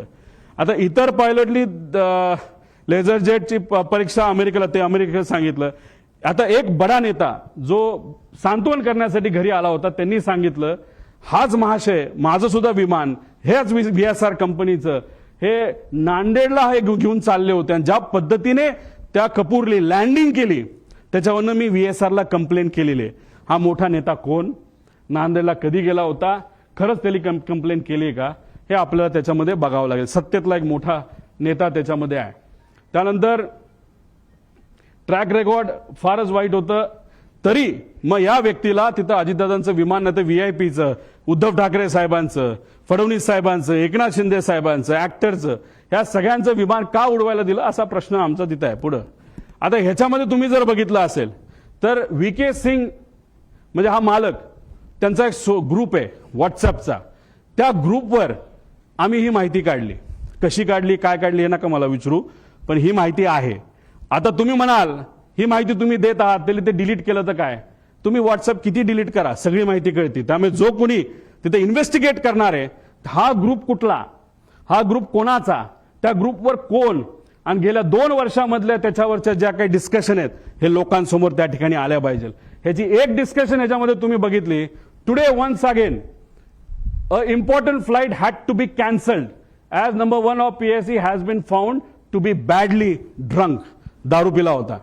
त्याच्यामध्ये बरंच काय दिलं की तुम्ही पार्टी करता हे करता आणि त्याच्यात may I request my dearest colleagues captain Sunny Jo Khanna कोण असेल कॅप्टन रंधवावा आणि स्टार केलंय कॅप्टन सुमित द ग्रेट म्हणजे दारू प्यायचा विषय आल्यानंतर द ग्रेट सुमित कॅप्टन आणि खाली आहे कॅप्टन रोहित. आता तो सिंग आहे का? सिंग म्हणजे कोण? तो डायरेक्टर आहे VSR कंपनीमध्ये म्हणजे याचाच कॅप्टनचा मुलगा. आता तो खरंच तो असेल रिसर्च नंतरच कळेल आणि डायरेक्टरच तिथं दारू पित असेल पायलट असून सुद्धा तर मग हे फार डेंजरस आहे. कारण डायरेक्टरलाच या गोष्टीचं महत्व नसेल तर बाकीच्या पायलट काय करणार? नाही तर जर डायरेक्टरच आपल्याबरोबर दारू पित असेल तर काय आपल्याला फरक पडतोय? अशी मानसिकता या लोकांची होऊ शकते असं आम्हाला वाटतं. हे त्यांच्याच ग्रुपवरनं काढलेला हा मेसेज आहे 2 जानेवारीचा. VSR कॅप्टन VK सिंग म्हणजे मालक. पुढं अजून एक मेसेज त्यांचा आहे काय? VSR ड्युटी सेल डील काय असेल ते. डिअर कॅप्टन सुमित भाई अँड जो कुणी असेल प्रावग you will be sober and do not do your evening stunts. आता इव्हनिंग स्टंट्स मध्ये काय आम्हाला माहित नाही. विमान वेडवाकडे चालवायचा हा एक स्टंट असू शकतो, नाही तर दारू पिणं हा एक स्टंट असू शकतो, नाही तर ड्रग्ज घेणं हा स्टंट असू शकतो. म्हणजे हा स्टंटचा अर्थ मला तरी काही निघत नाही. हा आपल्याला बघावं लागेल आणि त्याला सुमित उत्तर देतो कॉपीड सर्ड म्हणजे मला जर कोणी बोललं असतं हे तू वेड्यासारखा तिथं काल का वागत होता आणि जर मी वागलोच नव्हतो तर मी लिहिलं असतं sir that was not me and I won't do it. पण इथं वर जर दारूबद्दल बोललं असेल आणि खाली कॉपीट सर म्हणत असतील, याच्यावरनं नक्कीच दाल में कुछ काला आहे असं आपल्याला म्हणता येईल. हा जो ब्रेथ अनालिझर आहे ह्याचा फोटो सुद्धा निघतो, ह्याचे रिपोर्ट आता आपल्याला बघावं लागणार. पुढे घ्या. आता वेगवेगळ्या सरकारी अहवालातील वेगवेगळी विसंगती. आता ह्याच्यामध्ये PIB प्रेस ब्युरो तुम्हाला माहिती आहे, हे कुठली माहिती देते तुम्हाला, काय कुठलं ते DGCA जी माहिती दिली जाती ती PIB छापते. बरोबर आहे, बरोबर आहे. आता ही ट्रान्सक्रिप्ट आहे, ही कशाची ट्रान्सक्रिप्ट आहे, तर ही बारामती ATCची ट्रान्सक्रिप्ट आहे. वेळ न वेळ तिथं लिहिलेली आहे, इथं वेळ लिहिलेली आहे. मग काय एअरक्राफ्ट मधली ज्या त्या पाठक मॅडम आहेत त्या काय बोलल्या, आणि बारामती ATCला सुद्धा एक कोणतरी महिलाच होते असं आम्हाला कळलंय, त्या काय म्हणल्या याच्यामध्ये तिथं दिलेलं आहे. आता ह्याचा वेळ जर बघितला तर यांच्या PIB अनुसार म्हणजे DGCA अनुसार 8:18 काय झालं होतं, म्हणजे विमान बारामती ATCच्या संपर्कात आलं. म्हणजे DGCA काय म्हणते, म्हणजे PIB काय म्हणते, 8:18 हे विमान हे बारामती ATCच्या संपर्कात आलं. पण हे विमान आलं होतं 8:19. तुम्ही म्हणता एका मिनिटाला काय होणार आहे, हे विमान इतकं स्पीडमध्ये चालतं, हे एका मिनिटात हे विमान 15 किलोमीटर चालतं. आणि दादांचं जी काय घटना घडलेली आहे, काही मीटरमध्ये घडलेली आहे, याच्यावरनं एक मिनिटं हा महत्वाचा आहे. मग एवढी मोठी घटना घडली असेल तर मग 2 रिपोर्ट जे आहेत हे रिपोर्ट वेगळे का, असा प्रश्न एक परिवारातला एक व्यक्ती म्हणून त्या ठिकाणी मी करतो. आता आगीचे लोट दिसण्याचे टायमिंग PIB DGCA किती म्हणतं, 8:44. पण ट्रान्सक्रिप्ट प्रमाणे इथं 8:43:55 सांगितलं की मला आता लँडिंग पॅड म्हणजे स्ट्रिप तिथं दिसतीये. मग त्यांनी सांगितलं रनवे 11 क्लिअर टू लँड. त्यानंतर 8:44:13 ओ शिट म्हणजे ही जे पाठक मॅडम आहेत त्यांच्याकडनं ते शेवटचे शब्द होते, आणि त्यात 7 सेकंद तुम्ही ऍड करा, 44 प्लस काहीतरी 13 प्लस म्हणजे 20, तर त्याच्यात तो ऍक्सिडेंट तिथं झाला. म्हणजे हे टायमिंग आणि हे टायमिंग जर इथं 20 सेकंद तुम्ही ऍड केले, म्हणजे 13 प्लस 7 20.20 म्हणजे 20 सेकंडचा याच्यामध्ये फरक आहे. मी तुम्हाला सांगितल्याप्रमाणे सेकंडचा विषय असतो. इन्व्हेस्टिगेट तुम्ही करत असाल आणि तुम्ही एका मोठ्या एजन्सीचे लोक असाल तर तुम्हाला सेकंदात बोलावं लागतं, इथं मिनिटात बोलून चालत नसतं. आणि इथं ह्या 2 रिपोर्टमध्ये खूप मोठा फरक आहे असं कुठेतरी दिसतं. आता हा एक ट्रान्सपॉन्डर एक असतं विमानाला, विमान सांगत असतं सॅटेलाइटच्या माध्यमातून मी इथे आहे, माझं स्पीड किती आहे, मी अलाइन झालोय का, एअरपोर्टचं जे स्ट्रिप आहे त्याला मी अलाइन झालोय का, तिथून माझं डिस्टन्स किती आहे, माझी हाईट किती आहे, माझं लोकेशन कुठे आहे, हे सगळं तिथं दिलं जातं. आणि हे आमच्याकडे आहे, ही माहिती ही आम्हाला एका सॉफ्टवेअरच्या माध्यमातून, जे मगाशी तुम्हाला सॉफ्टवेअर सांगितलं त्यातून आम्हाला सगळी माहिती कळाली. फक्त शेवटच्या 1 मिनिटाची आम्हाला माहिती कळाली नाही. कदाचित ट्रान्सपॉन्डर हा मुद्दामून विमानाच्या आतून हा बंद केला होता. तुम्हाला टिल्ट होताना जे विमान दिसते त्या ट्रान्सपॉन्डर बंद होता. ट्रान्सपॉन्डर हा 8:43.18 ह्याच्यात तुम्ही म्हणाल हे तर टाइम वेगळा दिसतोय, ह्यात फ्लाईट रडारच्या शेवटच्या UTC टाइम म्हणजे 3 ते म्हणजे ह्याच्यामध्ये 5 तास आपल्याला ऍड करावं लागतात. त्यात 8:43.18 जेव्हा हे बंद झाला ट्रान्सपॉन्डर, का बंद झाला, का कुणी बंद केला, असे प्रश्न आम्हाला त्याच्यामध्ये आहे. आता आपल्याला शेवटपर्यंत कळालं असतं. आणि या 1 मिनिटाच्या आधी हे विमान त्या धावपट्टीला अलाइन झालं होतं, म्हणजे ते धावपट्टीवर उतरेल अशी अपेक्षा होती. पण 1 मिनिटामध्ये काहीतरी गडबड झाली, ती अजूनपर्यंत आपल्याला कळलेली नाही. आता हा जो भाग आहे हा तुमचा 11 नंबर आहे आणि हा भाग आहे 29. हे जे मोठी चर्चा करतात, अरे बाबा तो जो असा हिलटॉपवर आहे आपला लँडिंग स्ट्रिप, त्यामुळे फार डेंजरस आहे, फार अवघड आहे, हे आपण लँड करू शकत नाही असं लोक बोलतात. ते खरंय. आता ही ती जागा आहे 11 नंबर आणि ही जागा आहे 29 नंबर. मागे घे, ती आहे MIDCची साईड. इथं तुम्ही जर गेला तर सपाट आहे, सपाट, काही तिथे टेन्शन नाही, तिथं तुम्ही कसंही लँड होऊ शकता. त्यावेळेस जे विंड स्पीड होतं ते ऑलमोस्ट नव्हतं. आणि विमान जेव्हा इथून लँड होतं त्याला अडचणी काय असतात, एकतर हे उंच आहे आणि इकडे जो सूर्य उगवत असतो तो स्क्रीनवर तिथं दिसतो. मग सगळ्यात बेस्ट ऑप्शन काय असतं, बाबा इकडे नको जायला, सोपी साईड 29 साईड आपण घेऊ, 11 नको घ्यायला, असा निर्णय बऱ्याच वेळा त्या ठिकाणी घेतला जातो. मग ह्या विमान चालकाली तो निर्णय घेतला होता का, पुढे जाऊन बघूया. 8:27 एअरक्राफ्ट करून रनवे 29 ची परवानगी मागण्यात आली, म्हणजे परफेक्ट फ्लॅट आहे. जसं तुम्ही 2023 ऍक्सिडेंट बघितला तर नुसतं घासत गेलं होतं, अशी कदाचित घटना घडू शकली असते, दादा जिवंत असू शकले असते. 29 नंबरची परवानगी तिथं एटीसी कडनं घेतली होती, एटीसीला ती परवानगी दिली आणि 2 मिनिटांनंतर एअरक्राफ्ट करून रनवे 11 ची परत परवानगी मागितली. का, कशामुळे, काय कारण, प्रश्नच आहे. म्हणजे सोपं सोडून अवघड कशाला घ्यायचं. बरं एकदा मागितली का, नाही. मग दुसऱ्यांदा परत 8:36 एअरक्राफ्टने गो अराउंड केल्यानंतर त्यांनी परत 29 ची मागणी केली, परत ती त्यांनी कॅन्सल केली, परत आम्ही 11ला येऊन लँड करतो असं सांगण्यात आलं. निर्णय को पायलट घेत नसतो, मेन पायलट घेत असतो. को पायलट कम्युनिकेशन करत असतो. मग या मेन पायलटला 29 जे सोपं होतं ते सोडून 11 नंबरच का पाहिजे होता, हे मात्र त्या ठिकाणी अजूनपर्यंत कळालं नाही. पुढे आता हा व्हिडिओ बघा.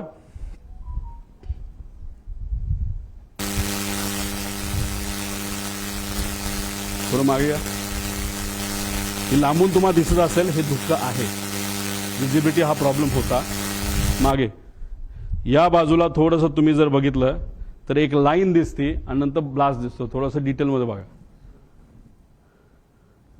एक लाईन आली, पडली, स्फोट झाला. ती लाईन काय आहे, ती आग आहे का, हे सुद्धा बघण्याचे कारण आहे. हे आपल्याला बघावं लागेल. ते काय अजूनपर्यंत कळलं नाही. ही विजिबिलिटी आहे. जो रनवे आहे, रनवेच्या जवळ तिथं ट्रायल केली जाते, नाही तर ट्रेनिंग केलं जातं, म्हणून तिथं काही कॅमेरा ठेवले, त्या कॅमेरातला हे व्हिज्युअल आपल्या सगळ्यांना त्या ठिकाणी बघता येईल. पुढे घ्या. आता ह्याच्यामध्ये हे आहे व्हिज्युअल फ्लाईट रूल्स. हे रूल काय सांगतं, आता मी सुद्धा हेलिकॉप्टर जेव्हा जातो तेव्हा मला विचारावं लागतं टेक ऑफ किती वाजता करायचा. मग टेक ऑफ किती वाजता करायचा, कोण परमिशन देतं, एटीसी. का परमिशन देतं, धुक्क असेल आणि 1500च्या खाली जर विजिबिलिटी असेल तर मला परवानगी मिळत नाही. मला परवानगी हेलिकॉप्टरला 1500च्या पुढे असा अंदाज त्या ठिकाणी आहे. मग मी विचारलं विमानाला काय परवानगी आहे. विमानाला स्ट्रिक्ट रूल आहेत. कोणाचे आहेत, डीजीसीएचे रूल्स आहेत, व्हिज्युअल फ्लाईट रूल्स, की 5000 मीटरची जोपर्यंत विजिबिलिटी येत नाही तोपर्यंत विमान उडवायचंच नाही. म्हणजे लँडिंग सोडा, टेक ऑफ सुद्धा तुम्ही करू शकत नाही, असे आदेश त्या ठिकाणी तिथे दिले होते. आता तुम्हाला मला विचारायचंय की 8:30 वाजता विजिबिलिटी 3 किलोमीटरची होती. बघा 8:31 आणि 11 सेकंडला visibility is 3 kilometre as of now. कुणी सांगितलं, बारामती एटीसी. आता इथं ही जी कोणी व्यक्ती आहे हँडलर एरोचा, तो काय म्हणतो, captain checking visibility at Baramati 7:03. All okay sir 7:10. म्हणजे काय, विजिबिलिटी इज ओके. मग आता एरोला पकडायला काय कारण आहे, एरोली खोटी माहिती का दिली.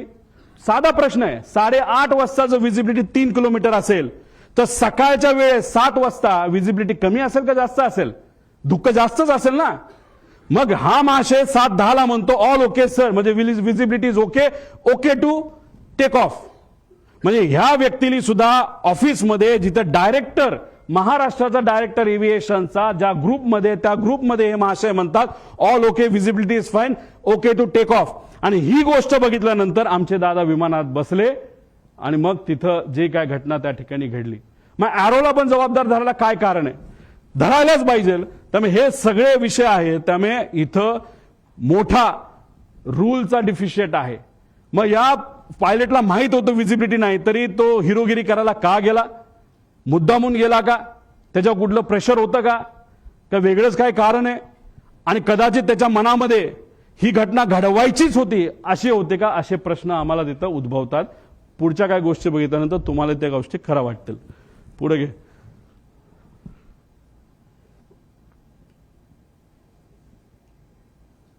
हे ऐका. दरवेळेचा जो आवाज असतो विमानाचा आम्हाला तिथं आता धावपट्टी जवळ असल्यामुळे आम्हाला माहिती की विमानाचा कसा आवाज असतो. पण त्या दिवशीचा इतका कर्कश आवाज होता, त्यामुळे आमच्या गावातली बरेचसे महिला पोरं ही सगळी रस्त्यावर येऊन बघत होती की आज विमानाचा असा का आवाज येतोय. आणि गावाला एक रेटी घालून परत विमान धावपट्टीच्या दिशेने उतराय गेलं. पण त्याच वेळी आमच्या गावातनं उतरताना आमच्या गावात एक मंदिर आहे, त्या मंदिराच्या कळसाला सुद्धा टेकायची काही लोकांना शक्यता. पुढे घे. म्हणजे विमान लँड होण्यापूर्वी जे गाव आहे त्या गावाच्या कळसाला विमान घासून गेलं. म्हणजे 1 मिनिट जो ट्रान्सपॉन्डर बंद झाला होता शेवटचा, जे सॅटेलाइटची कनेक्शन हे मुद्दामून तोडण्यात आलं होतं ट्रान्सपॉन्डर बंद करून, असं आमचं मत आहे. याच्यामध्ये नॉर्मली एमिंग पॉइंट हा पुढे असतो, त्यानंतर मग सेंट्रल लाईन बघितली जाते, लँडिंग डेझिग्नेटर असतो, थ्रेशोल्ड. याच्यावर लँड करायचं नसतं, याच्या पुढेच लँड करावं लागतं. आणि ही जर बारामतीची साईड बघितली, थ्रेशोल्ड इथे आहे. आता 1 मिनिट जे ट्रान्सपॉन्डर बंद केला तर त्याचा जर आपल्याकडे डेटा आला असता तर हे बंद पडलं विमान असं आपल्याला जे दिसतं ते जर झालं नसतं तरी आमचं असं मत आहे की हे विमान इथं येऊन धडकलं असतं. मग कदाचित असं होतं का की इंटेन्शनच होतं विमान लँड करायचं ना, क्रॅश करायचं. कारण तुम्ही 29ला तुमच्याकडे संधी असताना तुम्ही सारखं सारखं या डोंगराळी भागाकडे का जात होता. आणि जर तुम्ही एवढ्या लो आला होता मग कुठंतरी तुम्ही जर ते तिथं बंद पडलं नसतं, नाही तर ते एका बाजूला गेलं नसतं तर तसंही ते जाऊन विमान तिथं धडकू शकलं असतं, असं आम्हाला त्या ठिकाणी भीती आहे. नाही तर आम्हाला त्याबद्दलची त्या ठिकाणी शंका आहे. म्हणजे थ्रेशोल्डच्या खाली म्हणजे हे अनेक असे प्रश्न, म्हणजे एमिंग पॉइंट हा तो तिथली शेवटची बाजू म्हणजे डोंगराळी बाजूच एमिंग पॉइंट होतं का असा प्रश्न त्याच्यामध्ये आहे. आणि त्याच्यातच तो पॉइंट समोर येत असताना कदाचित असंही होऊ शकतं, जेव्हा पाठकाला ते कळालं, त्या ज्या मॅडम होत्या त्यांनी कदाचित मग विमान एका बाजूला ओढण्याचा प्रयत्न केला. काय हे जोपर्यंत ब्लॅक बॉक्स आपल्याला मिळत नाही, जोपर्यंत आपल्याला कम्युनिकेशन त्या कॉकपिटमध्ये काय झालं हे जोपर्यंत कळत नाही, जोपर्यंत इक्विपमेंट मुवमेंट तिथे कळत नाही, तोपर्यंत ह्या गोष्टी आपल्याला कळणार नाही. त्यामुळे ह्या गोष्टींकडे खऱ्या अर्थाने लक्ष देण्याची जरूरत आहे. पुढे आता ह्याच्यामध्ये आपण जर बघितलं तर तुम्ही सुद्धा गाडी चालवत बाहेर जावा, एखादं कुत्रं मध्ये आलं, माणूस मध्ये आला आणि तुम्हाला माहिती आहे आता तुमचा ऍक्सिडेंट होणार आहे, कितीही तुम्ही शांत असला तरी तुम्ही एखादी शिवी द्याल, तुम्ही चिडाल, तुम्ही त्याकडे रागवून बघाल, काहीतरी तुम्ही कराल. आता याच्यामध्ये आपल्यासारखं म्हणजे सामान्य लोकांसारखं कुणी रिॲक्ट केलं जेव्हा 8:43:55 फील्ड इन साईड जेव्हा पाठक मॅडम त्या ठिकाणी बोलल्या तेव्हा तिथं 8:44:13 म्हणजे जेव्हा ते टिल्ट झालं तेव्हा मॅडम म्हणाल्या होत्या ओ शिट ओ शिट. हे त्यांचं रिॲक्शन आहे, हे त्या मॅडमचं रिॲक्शन आहे, को पायलटचं रिॲक्शन आहे. पण या पुऱ्या 5 मिनिटांमध्ये जेव्हा तो पीटीटी दाबला गेला होता, त्या पीटीटीत जेव्हा दाबलं जातं तेव्हा फक्त को पायलटचा आवाज येत नसतो, पायलटचाही आवाज येत असतो. पायलट जर गाणं गात असेल, काय सुंदर सिनरी आहे, काय झाडं आहेत, काय झुडपं आहेत असं पायलट बोलला तरी त्या पीटीटी मध्ये तो आवाज रेकॉर्ड होतो. आम्हाला जे कळलंय त्या मेन पायलटचा आवाज कुठेही तिथं येत नव्हता.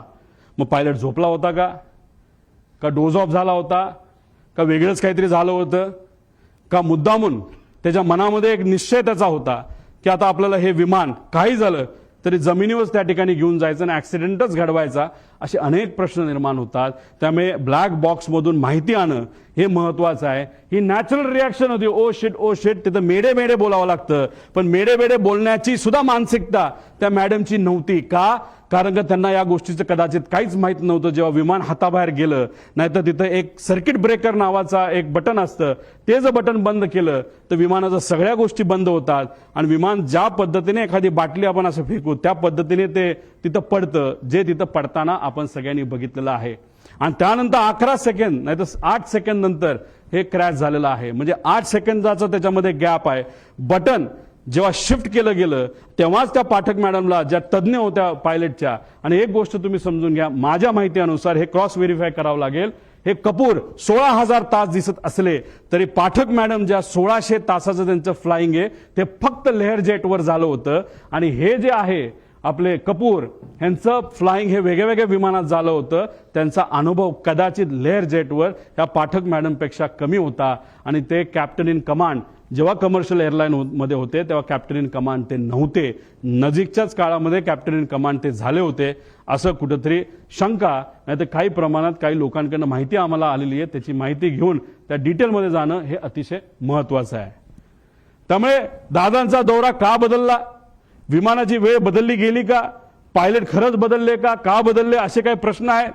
मग त्यानंतर केंद्रीय विमान मंत्रालयाचा अहवाल आलाय का, एटीसी ट्रान्सक्रिप्ट, आणि या अहवालामध्ये का त्याच्यामध्ये डिस्परन्सी आली, का त्याच्यामध्ये फरक आलेला आहे, मधील वेळेची विसंगती का आली, पायलट रडारचा 1 मिनिट आधीच ते जो ट्रान्सपॉन्डर आहे तो का बंद झाला, का बंद केला गेला, व्हिजिबिलिटी कमी असताना सुद्धा टेक ऑफ का झालं, जर टेक ऑफ पुण्याचं एअरपोर्ट बॅकअप पकडून केलं असेल तर लँड करण्याचा प्रयत्न का तिथं झाला, असा आमचा प्रश्न आहे.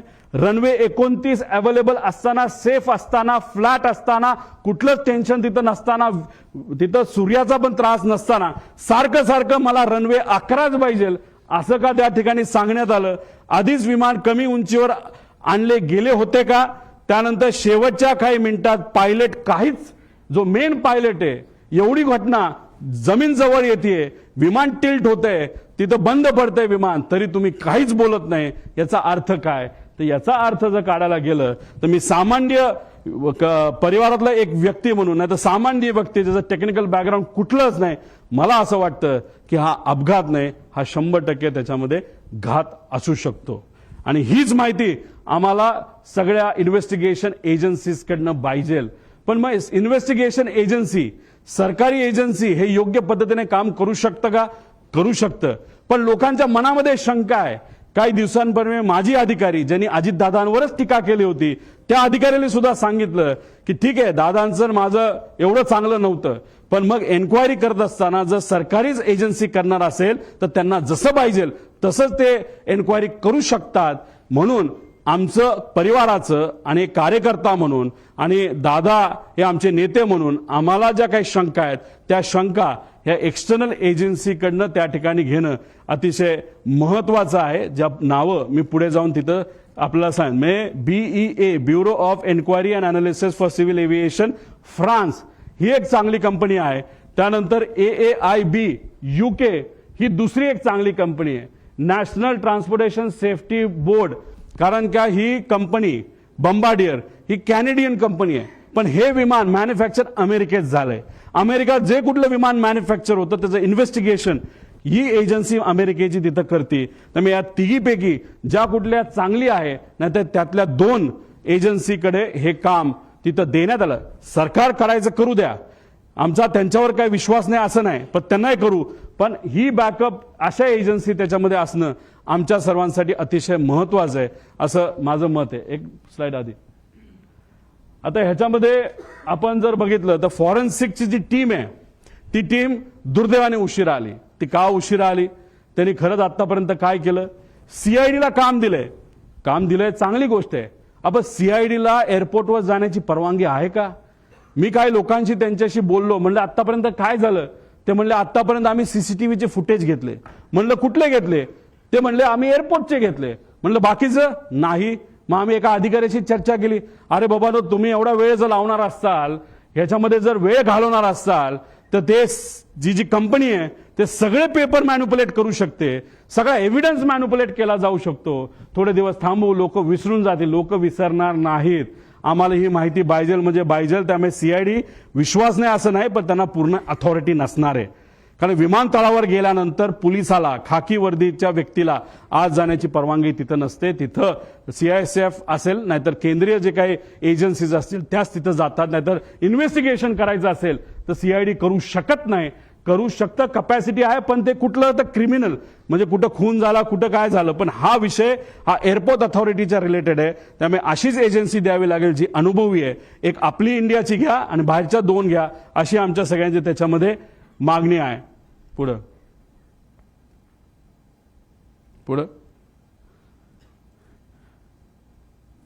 हे सगळे विषय आहेत. आणि एक महत्वाचा विषय तुम्हाला सांगतो की जेव्हा केव्हा तुम्ही पूर्वीच्या दादांचे व्हिडिओज तिथं बघितले असतील, त्या व्हिडिओजमध्ये दादा प्लॅस्टिकची बॉटल घेऊन तिथं काही गोष्टी करताना बघितलं असेल. पाणी पिताना प्लॅस्टिकच्या बॉटलमध्ये पाणी पिताना तुम्ही बघितलं असेल. आणि मग पण नजीकच्या काळामध्ये म्हणजे हे जे काय आहे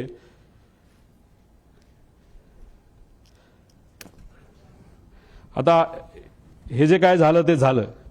ही गोष्ट कदाचित दादांच्या मनामध्ये असावी की कधीही काही होऊ शकतं.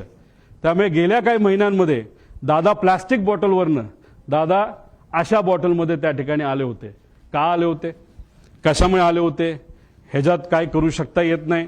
म्हणून तुमचे नजीकच्या काळामधले काही महिन्यातले जर तुम्ही त्यांचे व्हिडिओज बघितले, मागे सिक्युरिटीचा अधिकारी असतो उभा, तो सुद्धा त्यांचा विश्वासू, त्याच्या हातामध्ये काचेची बाटली असते आणि ती काचेची बाटली अशीच नसते, ती बऱ्याच वेळा चेक केलं जातं आणि त्यानंतर त्यांच्या हातामध्ये ती बाटली असायची. मग दादा प्लॅस्टिक बाटलीवरनं दादा या बाटलीवर का आले असाही प्रश्न पडतो. जेव्हा माझ्या एका मित्राली हेलिकॉप्टर घेतलं होतं, मी दादांना सांगत होतो, दादा माझ्या मित्राला एक हेलिकॉप्टर घेतलंय. म्हणलं चांगला आहे, तो तुझा विश्वासू आहे का? म्हणलं हो आहे. मग त्याचंच हेलिकॉप्टर तू वापर, बाहेरून तू घेऊ नको. आम्ही आत्ताच्या काळामध्ये बरंच काही वेगळं ऐकलेलं आहे. आता ह्याच्यातून ते मला काय सांगण्याचा प्रयत्न करत होते मला तर ते काय माहीत नाही. दादानी त्यांच्या काही जवळच्या लोकांना ज्यांची आर्थिक परिस्थिती बरी आहे, चांगला व्यवसाय आहे, त्यांना सांगून सांगितलं होतं की पुढच्या काही महिन्यांमध्ये तुम्हाला विमान घ्यावं लागेल आणि ते विमान तू घे म्हणजे मला ते वापरता येईल. हे का ते काय बोलत होते कसं काय, शेवटी आत्ता दादांबरोबर झालेले काय सगळे संभाषण हे तिथं माझ्या ध्यानामध्ये त्या ठिकाणी एका टेपसारखे तिथं पळत आहेत, जात आहेत. त्यामुळे काचेच्या बाटलीपासून पार विमान स्वतःचं त्या ठिकाणी असावं, या सगळ्या गोष्टी त्यांच्या मनामध्ये का होत्या हे आज तरी आपल्या सगळ्यांना त्या ठिकाणी विचारता येणार नाही. फक्त एवढंच आहे, माझा काका, आमचे नेते, आमचे दादा आज आमच्या सर्वांच्या मध्ये नाही आहेत.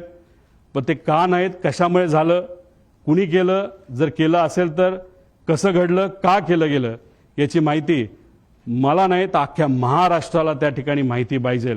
कारण का आम्ही आमच्या दादाला, आमच्या काकाला आम्ही मिस करतो. आणि नक्कीच मी एक तुम्हाला सांगतो, जर अशा पद्धतीने आपण जर इन्व्हेस्टिगेशन केलं तर सत्यमेव जयते, आपल्याला विजय या रिसर्चच्या बाबतीत त्या नक्कीच त्याला यश आल्याशिवाय राहणार नाही असं आमच्या सगळ्यांचं त्याच्यामध्ये मत आहे. त्यामुळे या रिलेटेड राजकीय कुठलाही प्रश्न आजच्या दिवशी तिथं घेतला जाणार नाही. राजकीय प्रश्नांबाबत आणि राजकीय विषयांबाबत 12 तारखेला कुठं आणि कशी प्रेस तिथं घेणार आहे याबद्दलची माहिती आज संध्याकाळी आपल्या सर्वांना सोशल मीडियाच्या माध्यमातून मी नक्कीच सांगेल. तुम्ही ठरवा सगळ्यांना एकसाथ बोलायचं आहे का एक एक बोलणार आहे तर मला बोल.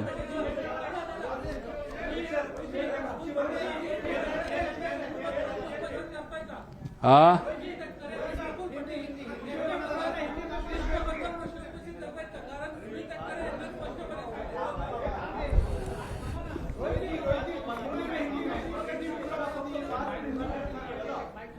तुम्ही ठरवा.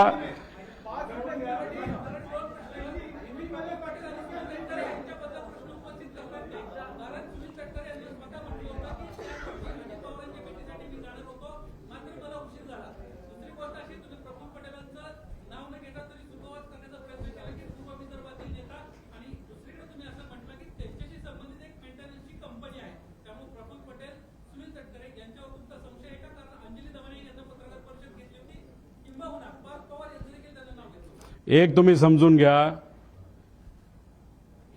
हा अपघात होता का घात होता असा प्रश्न तुम्ही केला तर आमची शंका म्हणजे माझी आणि असंख्य महाराष्ट्रातल्या लोकांची शंका आहे की हा घात होता. आत्ता तुम्ही जर प्रेझेंटेशन बघितलं असेल तर 60-70 पानाचं मी प्रेझेंटेशन केलं. एक एक गोष्ट जी घडली, कशी घडली, कोण बैठकीला आलं होतं, कोणाचं विमान होतं, कोणाचं काय होतं, जी जी काय माहिती आमच्यापर्यंत आली ती माहिती ही तुमच्यापर्यंत पोहोचवलेली आहे. या प्रेझेंटेशनच्या माध्यमातून यांच्यावर ऑब्जेक्शन घेतोय, शंका घेतोय का त्यांच्यावर शंका घेतोय असं अजिबात कुठंच नाही. मी वस्तुस्थिती तुम्हाला सांगितली.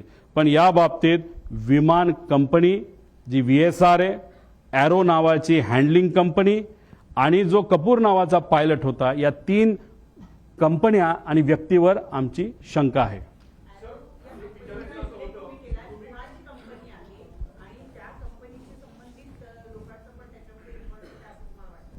या पुऱ्या डिस्कशनमध्ये तुम्ही बघितलं असेल, एरो नावाच्या कंपनीने VSRचं हे विमान हायर केलं होतं. ते सरकारी GR प्रमाणे केलं होतं. साई आणि एरो या दोन कंपन्या यांनाच तिथं कॉन्ट्रॅक्ट दिलेला आहे की व्हीआयपींना विमान देण्याचं. आणि मग 15 ते 31 तारखेपर्यंत एरोची जबाबदारी त्याच्यामध्ये होती. एरोने ते बुकिंग केलं होतं. तो कोण पवार का कोण नावाचा जो माणूस आहे तो हँडलर आहे, तो एरोचा हँडलर आहे. त्यांनी सांगितलं होतं की व्हिजिबिलिटी ऑल ओके. म्हणजे कुठे ते मिसरिप्रेझेंटेशन झालं. ती कंपनी कोणाची कशी अजूनपर्यंत मला तरी काय माहिती मिळालेली नाही. पण बऱ्याच राज्यामध्ये आज जे कुठले सत्तेत आहेत त्या राज्यांबरोबर ती कंपनी काम करते असं मात्र त्या ठिकाणी आम्हाला कळालेलं. म्हणजे बऱ्याच मोठ्या लोकांचा त्यांचा संपर्क नाही तर ओळख असावी असं वाटतंय. सर, तुम्ही म्हणालात की CID ही कॉम्पिटंट एजन्सी नाही या प्रोब करता. तुम्ही ह्याच्यात हायकोर्ट और सुप्रीम कोर्ट मॉनिटर्ड प्रोबची स्पेसिफिक डिमांड करताय का? DGCAवर आमचा विश्वास आहे. पण हे बघा, एक तुम्ही समजून घ्या, सरकारवर आमचं ॲलिगेशन नाही, कोणावर ॲलिगेशन नाही. पण ज्या गोष्टी घडल्या असाव्यात, अशा पद्धतीने काय गोष्टी झाल्या असाव्यात, या पद्धतीची आमची शंका आहे. ती शंका पूर्ण करत असताना CID बद्दल आपल्या सगळ्यांना माहिती आहे. आता तिथं विमानाच्या म्हणजे एअरपोर्टवर पोलीस अधिकाऱ्यांना अलाउड नसतं. मग CID ह्या गोष्टी कशा करू शकतं? कारण हे शेवटी एक्सपर्ट ओपिनियन याच्यामध्ये लागणार आहे. मग एक्सपर्ट ओपिनियन कोणाकडे? अशा भारताच्या बाहेरच्या 1-2 कंपन्या तुम्ही हायर करा. या इन्व्हेस्टिगेशनमध्ये त्यांना तुम्ही ताकद घ्या. DGCAला सुद्धा एक टीम तुम्ही त्या ठिकाणी तयार करा. आणि अजून एक गोष्ट, ब्लॅक बॉक्स जेव्हा तुम्ही त्याचा अभ्यास कराल, त्याचं जे पूर्ण रेकॉर्डिंग आहे, कारण गुजरातला जो ऍक्सिडेंट झाला त्याचं पूर्ण रेकॉर्डिंग पब्लिककडे मिळालेलं नाही. सिलेक्टेड गोष्टींचं रेकॉर्डिंग बाहेर आलेलं आहे. आमची मागणी आहे, ब्लॅक बॉक्समधलं जे कुठलं तिथं रेकॉर्डिंग आहे, जे पूर्णपणे परिवारातल्या एका व्यक्तीला नाहीतर काही ठराविक लोकांना एक्सपर्ट बरोबर ते बघण्याची संधी सरकारकडनं त्याच्यामध्ये देण्यात यावी. आणि त्याच्याच बरोबर जे काही डिव्हाइसेस नाहीतर जी काही तिथं इक्विपमेंट्स होती त्याची जी मुवमेंट असेल ती सुद्धा आम्ही एखाद्या तज्ज्ञाकडनं त्या ठिकाणी त्याचा अभ्यास करू. त्यामुळे CIDवर आम्ही आक्षेप घेत नाही.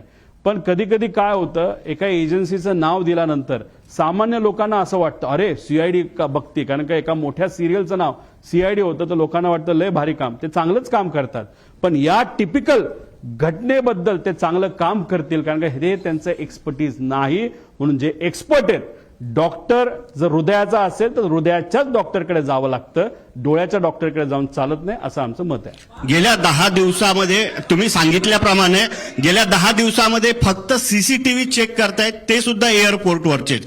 त्यामुळे कुठेतरी सरकार सुद्धा या चौकशीच्या घेऱ्यामध्ये आहे की या सगळ्या जी दुर्घटना झालेली आहे त्या दुर्घटनेमध्ये सरकार सुद्धा चौकशी पूर्णपणे लवकरात लवकर करावी याच्यापासून दूर पळतंय.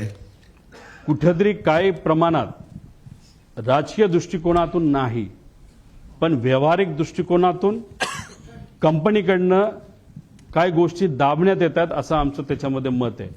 CCTV फुटेज मुंबई एअरपोर्टचं अजूनपर्यंत घेतलं असं मला वाटत नाही. त्यांनी कुठलं एअरपोर्टचं घेतलं तर बारामती एअरपोर्टचं घेतलेलं आहे. अतिशय स्लो पद्धतीचा इन्व्हेस्टिगेशन हे दुर्दैवाने आता चालू आहे असं आपल्याला म्हणावं लागेल. आतापर्यंत बऱ्यापैकी कन्क्लुजन व्हायला पाहिजे होतं. महाराष्ट्राचा या देशातलं सगळ्यात प्रगतिशील राज्य, त्याचा उपमुख्यमंत्री, या राज्यातला सर्वात जे काही प्रमुख 3 मोठे नेते असतील त्यातला एक नेता हा एका अपघातात त्या ठिकाणी मृत्युमुखी पडतो. आणि त्याच्या बाबतीत तुम्ही काहीच जर तिथं इन्व्हेस्टिगेशन करत नसाल नाही तर संत गतीने करत असाल तर असं थोडंसं दिसतं की या इन्व्हेस्टिगेशनमध्ये काही लोकांना कदाचित रसच नाही. पण अशी गोष्ट दिसू नये. मॅन्युप्युलेशन होण्यापूर्वी आणि मॅनेज होण्यापूर्वी इन्व्हेस्टिगेशन पूर्ण झालं पाहिजे. 2023 सारखं जर झालं तर हे फार घातक ठरेल. दुसरी गोष्ट, VSRचे सगळे कॉन्ट्रॅक्ट कॅन्सल करण्यात यावे. अजून सुद्धा VIP त्यांच्याच विमानाने तिथे ट्रॅव्हल करतायत, त्यांच्या सुद्धा जीवाला धोका हा होऊ शकतो. त्यामुळे त्याच्या सगळ्या सर्व्हिसेस तुम्ही कॅन्सल करा आणि सगळ्या लोकांना तुम्ही ताब्यात घेऊन प्रॉपर इन्व्हेस्टिगेशन करा असं आमचं मत आहे.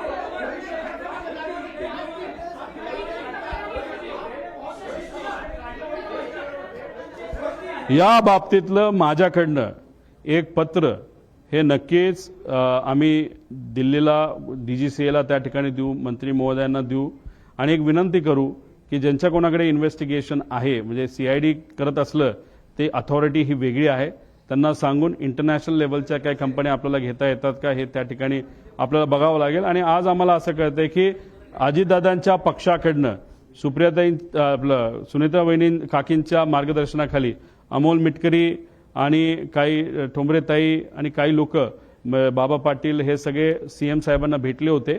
एक त्यांनी तिथं पत्र दिलंय. म्हणजे त्यांच्याच पक्षातल्या काही आमदारांना आणि कार्यकर्त्यांना आणि पदाधिकाऱ्यांना शंका या बाबतीतली आम्हाला सुद्धा तशीच शंका आहे. त्यामुळे इन्व्हेस्टिगेशन प्रॉपर व्हावं यासाठी योग्य त्या अथॉरिटीला आम्ही सुद्धा पत्र देऊ.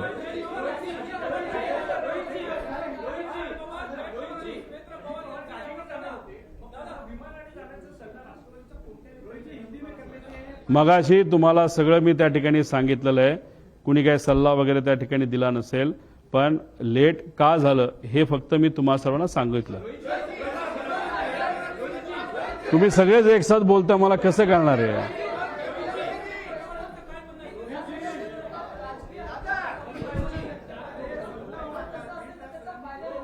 या विषयाचं मला कुठेही राजकारण तिथं करायचं नाही.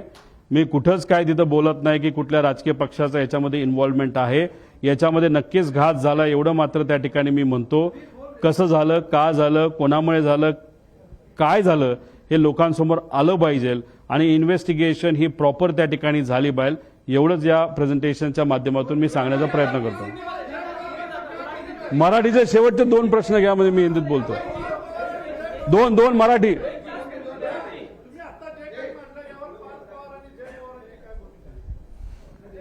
त्यांच्याशी बेसिक चर्चा करत असताना काही प्रमाणात त्यांना सुद्धा शंका आहे आणि शंका असल्यामुळे अमोल मिटकरी गेले ना सीएम कडे. त्यांच्याच पक्षातले आमदार आणि कार्यकर्ते, मग ते का गेले असतील? शंका असल्याशिवाय ते जाणार नाही. त्यांना शंका आहे, माझ्याकडे मला पण शंका आहे. थोडा मी अभ्यास जास्त केलेला आहे, तो मात्र तुमच्या समोर सगळ्यांसमोर तिथे दिलेला आहे.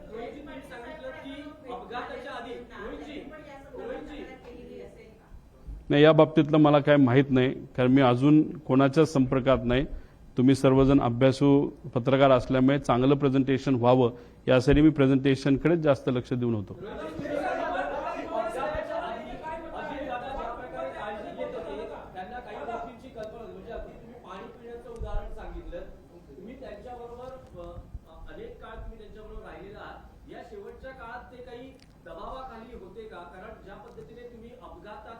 संशय व्यक्त करतात, काही तुम्हाला त्यामागे घातपातामागे काही वाटतंय का की कोणी असू शकतं किंवा काय कारण प्राथमिक अंदाज असू शकतो? अजितदादांवर दबाव टाकणं तसं सोपं नव्हतं. लढवया नेता त्याच्यामध्ये होते ते, पण काळजी नक्कीच ते तिथे घेत होते. मी फक्त एक उदाहरण सांगितलं, त्याच्या मागचं कारण मला माहीत नाही. प्लॅस्टिकच्या बॉटलमध्ये टॅम्परिंग होऊ शकतं, त्या पाण्यामध्ये काही मिक्स केलं जाऊ शकतं, म्हणून त्यांनी ती बॉटल प्लास्टिकवरनं ग्लास बॉटलकडे ते तिथं वळले. हेलिकॉप्टरच्या बाबतीत मी माझा स्वतःचा अनुभव तुम्हाला तिथं सांगितला. म्हणजे काळजी कुठं ना कुठे ती त्या ठिकाणी ती होती. पाण्याच्या बाबतीत त्यांनी ॲक्शन नक्कीच तिथं घेतली. जर त्यांच्या मनामध्ये विमानाच्या बाबतीत सुद्धा जर शंका होती तर तिथं जर वेगळी ॲक्शन त्यांनी घेतली असती तर दादा आज आपल्याबरोबर असते.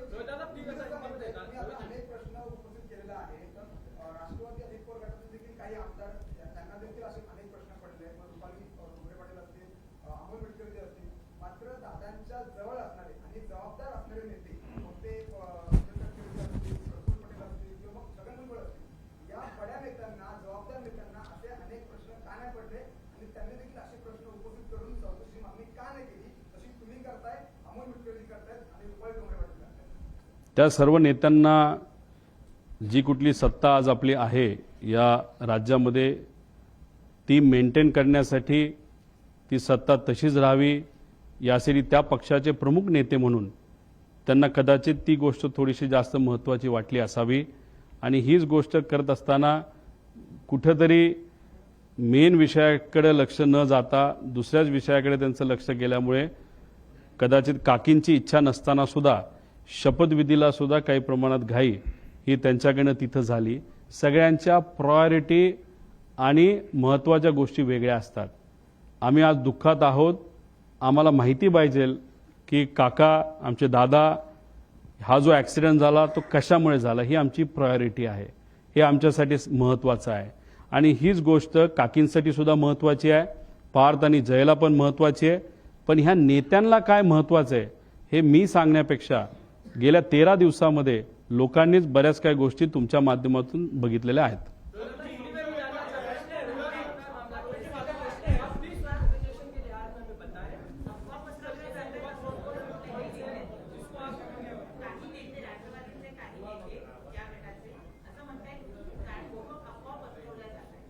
रोहित पवार एवढ्या मोठ्या कॅमेराच्या संख्येसमोर आणि एवढ्या अभ्यासू मराठी पत्रकारांच्या समोर प्रेझेंटेशनच्या माध्यमातून काही गोष्टी जर पुढे त्या ठिकाणी सांगत असतील तर ह्याला अफवा म्हणत नाही, ह्याला रोकटोक प्रेस कॉन्फरन्स त्या ठिकाणी म्हणतात.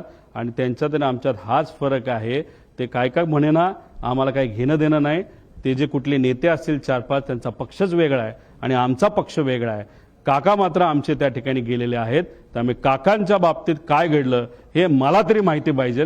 त्यांना माहिती नको असेल तर तो त्यांचा विषय आहे.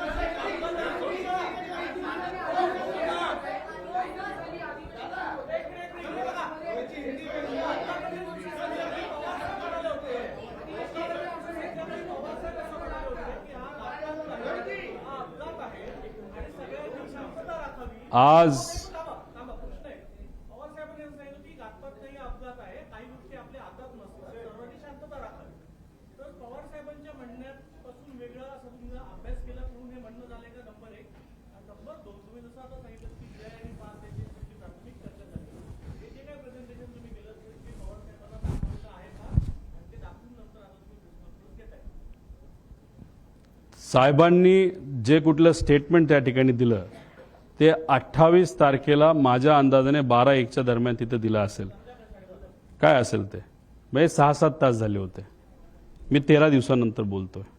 6 तासामध्ये आपल्याला किती कळतं आणि अंदाज काय असतात. आणि दुसऱ्या दिवशी लाखो लोक हे बारामतीमध्ये तिथे येणार होते. अर्धवट माहितीवर एखादं स्टेटमेंट मोठ्या नेत्याकडनं जर चुकीचं गेलं आणि त्याच्यावर जर लोकांनी वेगळी भूमिका घेतली तर मग जो महत्त्वाचा दिवस असतो तो दुःखाचा दिवस असतो पण महत्त्वाचा असतो. लाखो लोक वेगळं काहीतरी तिथं निर्णय घेऊ शकतात. हे एवढी मॅच्युरिटी आणि एवढा अभ्यास पवार साहेबांचा नक्कीच त्या ठिकाणी आहे. 6 तासामध्ये एखादं स्टेटमेंट देणं, 13 दिवसामध्ये स्टेटमेंट देणं याच्यामध्ये नक्कीच त्याच्यामध्ये फरक आहे. काल पवार साहेबांशी मी बोलणार होतो पण तब्येतीचं कारण असल्यामुळे त्या ठिकाणी मला त्यांना ते प्रेझेंटेशन दाखवता आलं नाही. आणि दुसरी गोष्ट तुम्हाला सांगतो की रोहित पवारनी आजपर्यंत जे काही मीडियामध्ये स्टेटमेंट दिलेले आहेत, जे काही प्रेस कॉन्फरन्सेस घेतलेले आहेत, याच्यामध्ये मी कोणाची परवानगी त्याच्यामध्ये घेतलेली नाही. विचाराचा पक्का असल्यामुळे पवार साहेबांच्या मनामध्ये काय याचा अंदाज असल्यामुळे आजपर्यंत गेल्या 7 ते 8 वर्षामध्ये माझ्या प्रेझेंटेशन, माझ्या वागण्यावरनं, माझ्या बोलण्यावरनं मी कुठेही तिथं चूक नाही तर कॉन्ट्रोवर्सी केली नाही. त्यामुळे पवार साहेबांना माहीत होतं, टीव्हीवर सातत्याने येत होतं. पण साहेबांचा माझ्यावर विश्वास असल्यामुळे साहेबांनी मलाही विचारलं नाही आणि मी त्यांना हे प्रेझेंटेशन तिथं दाखवलेलं नाही. तुम्ही जे म्हणताय जे काय मॅनिप्युलेशन झाले त्याच्यामध्ये हा एक व्यापक गट आहे असं तुम्हाला वाटतं की फक्त त्या गैरमानिकाचा अतिघाई किंवा अतिविश्वास घडला हे नक्की काय की सगळं? आता वैमानिक कसा होता, काय होता, त्याचं फायनान्शियल बॅकग्राऊंड काय, अजून कुठले विषय आहेत का, डिप्रेशनमध्ये होता का, मेंटल स्टेट त्याची कशी होती, DGCAचे मेंटल स्टेटचे काही त्या नॉर्म्स आहेत, त्या मेंटल स्टेटचा वापर करून प्रेशर टाकून या पायलटच्या माध्यमातून हा घात घडून आणला. अनेक प्रश्न आहेत. त्यामुळे या प्रश्नावर कुठं ती एक इन्व्हेस्टिगेशन होणं महत्त्वाचं आहे. मी मगाशी तुम्हाला सांगितलं इथं मला राजकीय कुठंच काय बोलायचं नाही. घातपात आहे का तर त्याची शंका 100% आहे. राजकारण हे मी आणत नसल्यामुळे राजकीय आहे का नाही याचा मी विचार सुद्धा केलेला नाही.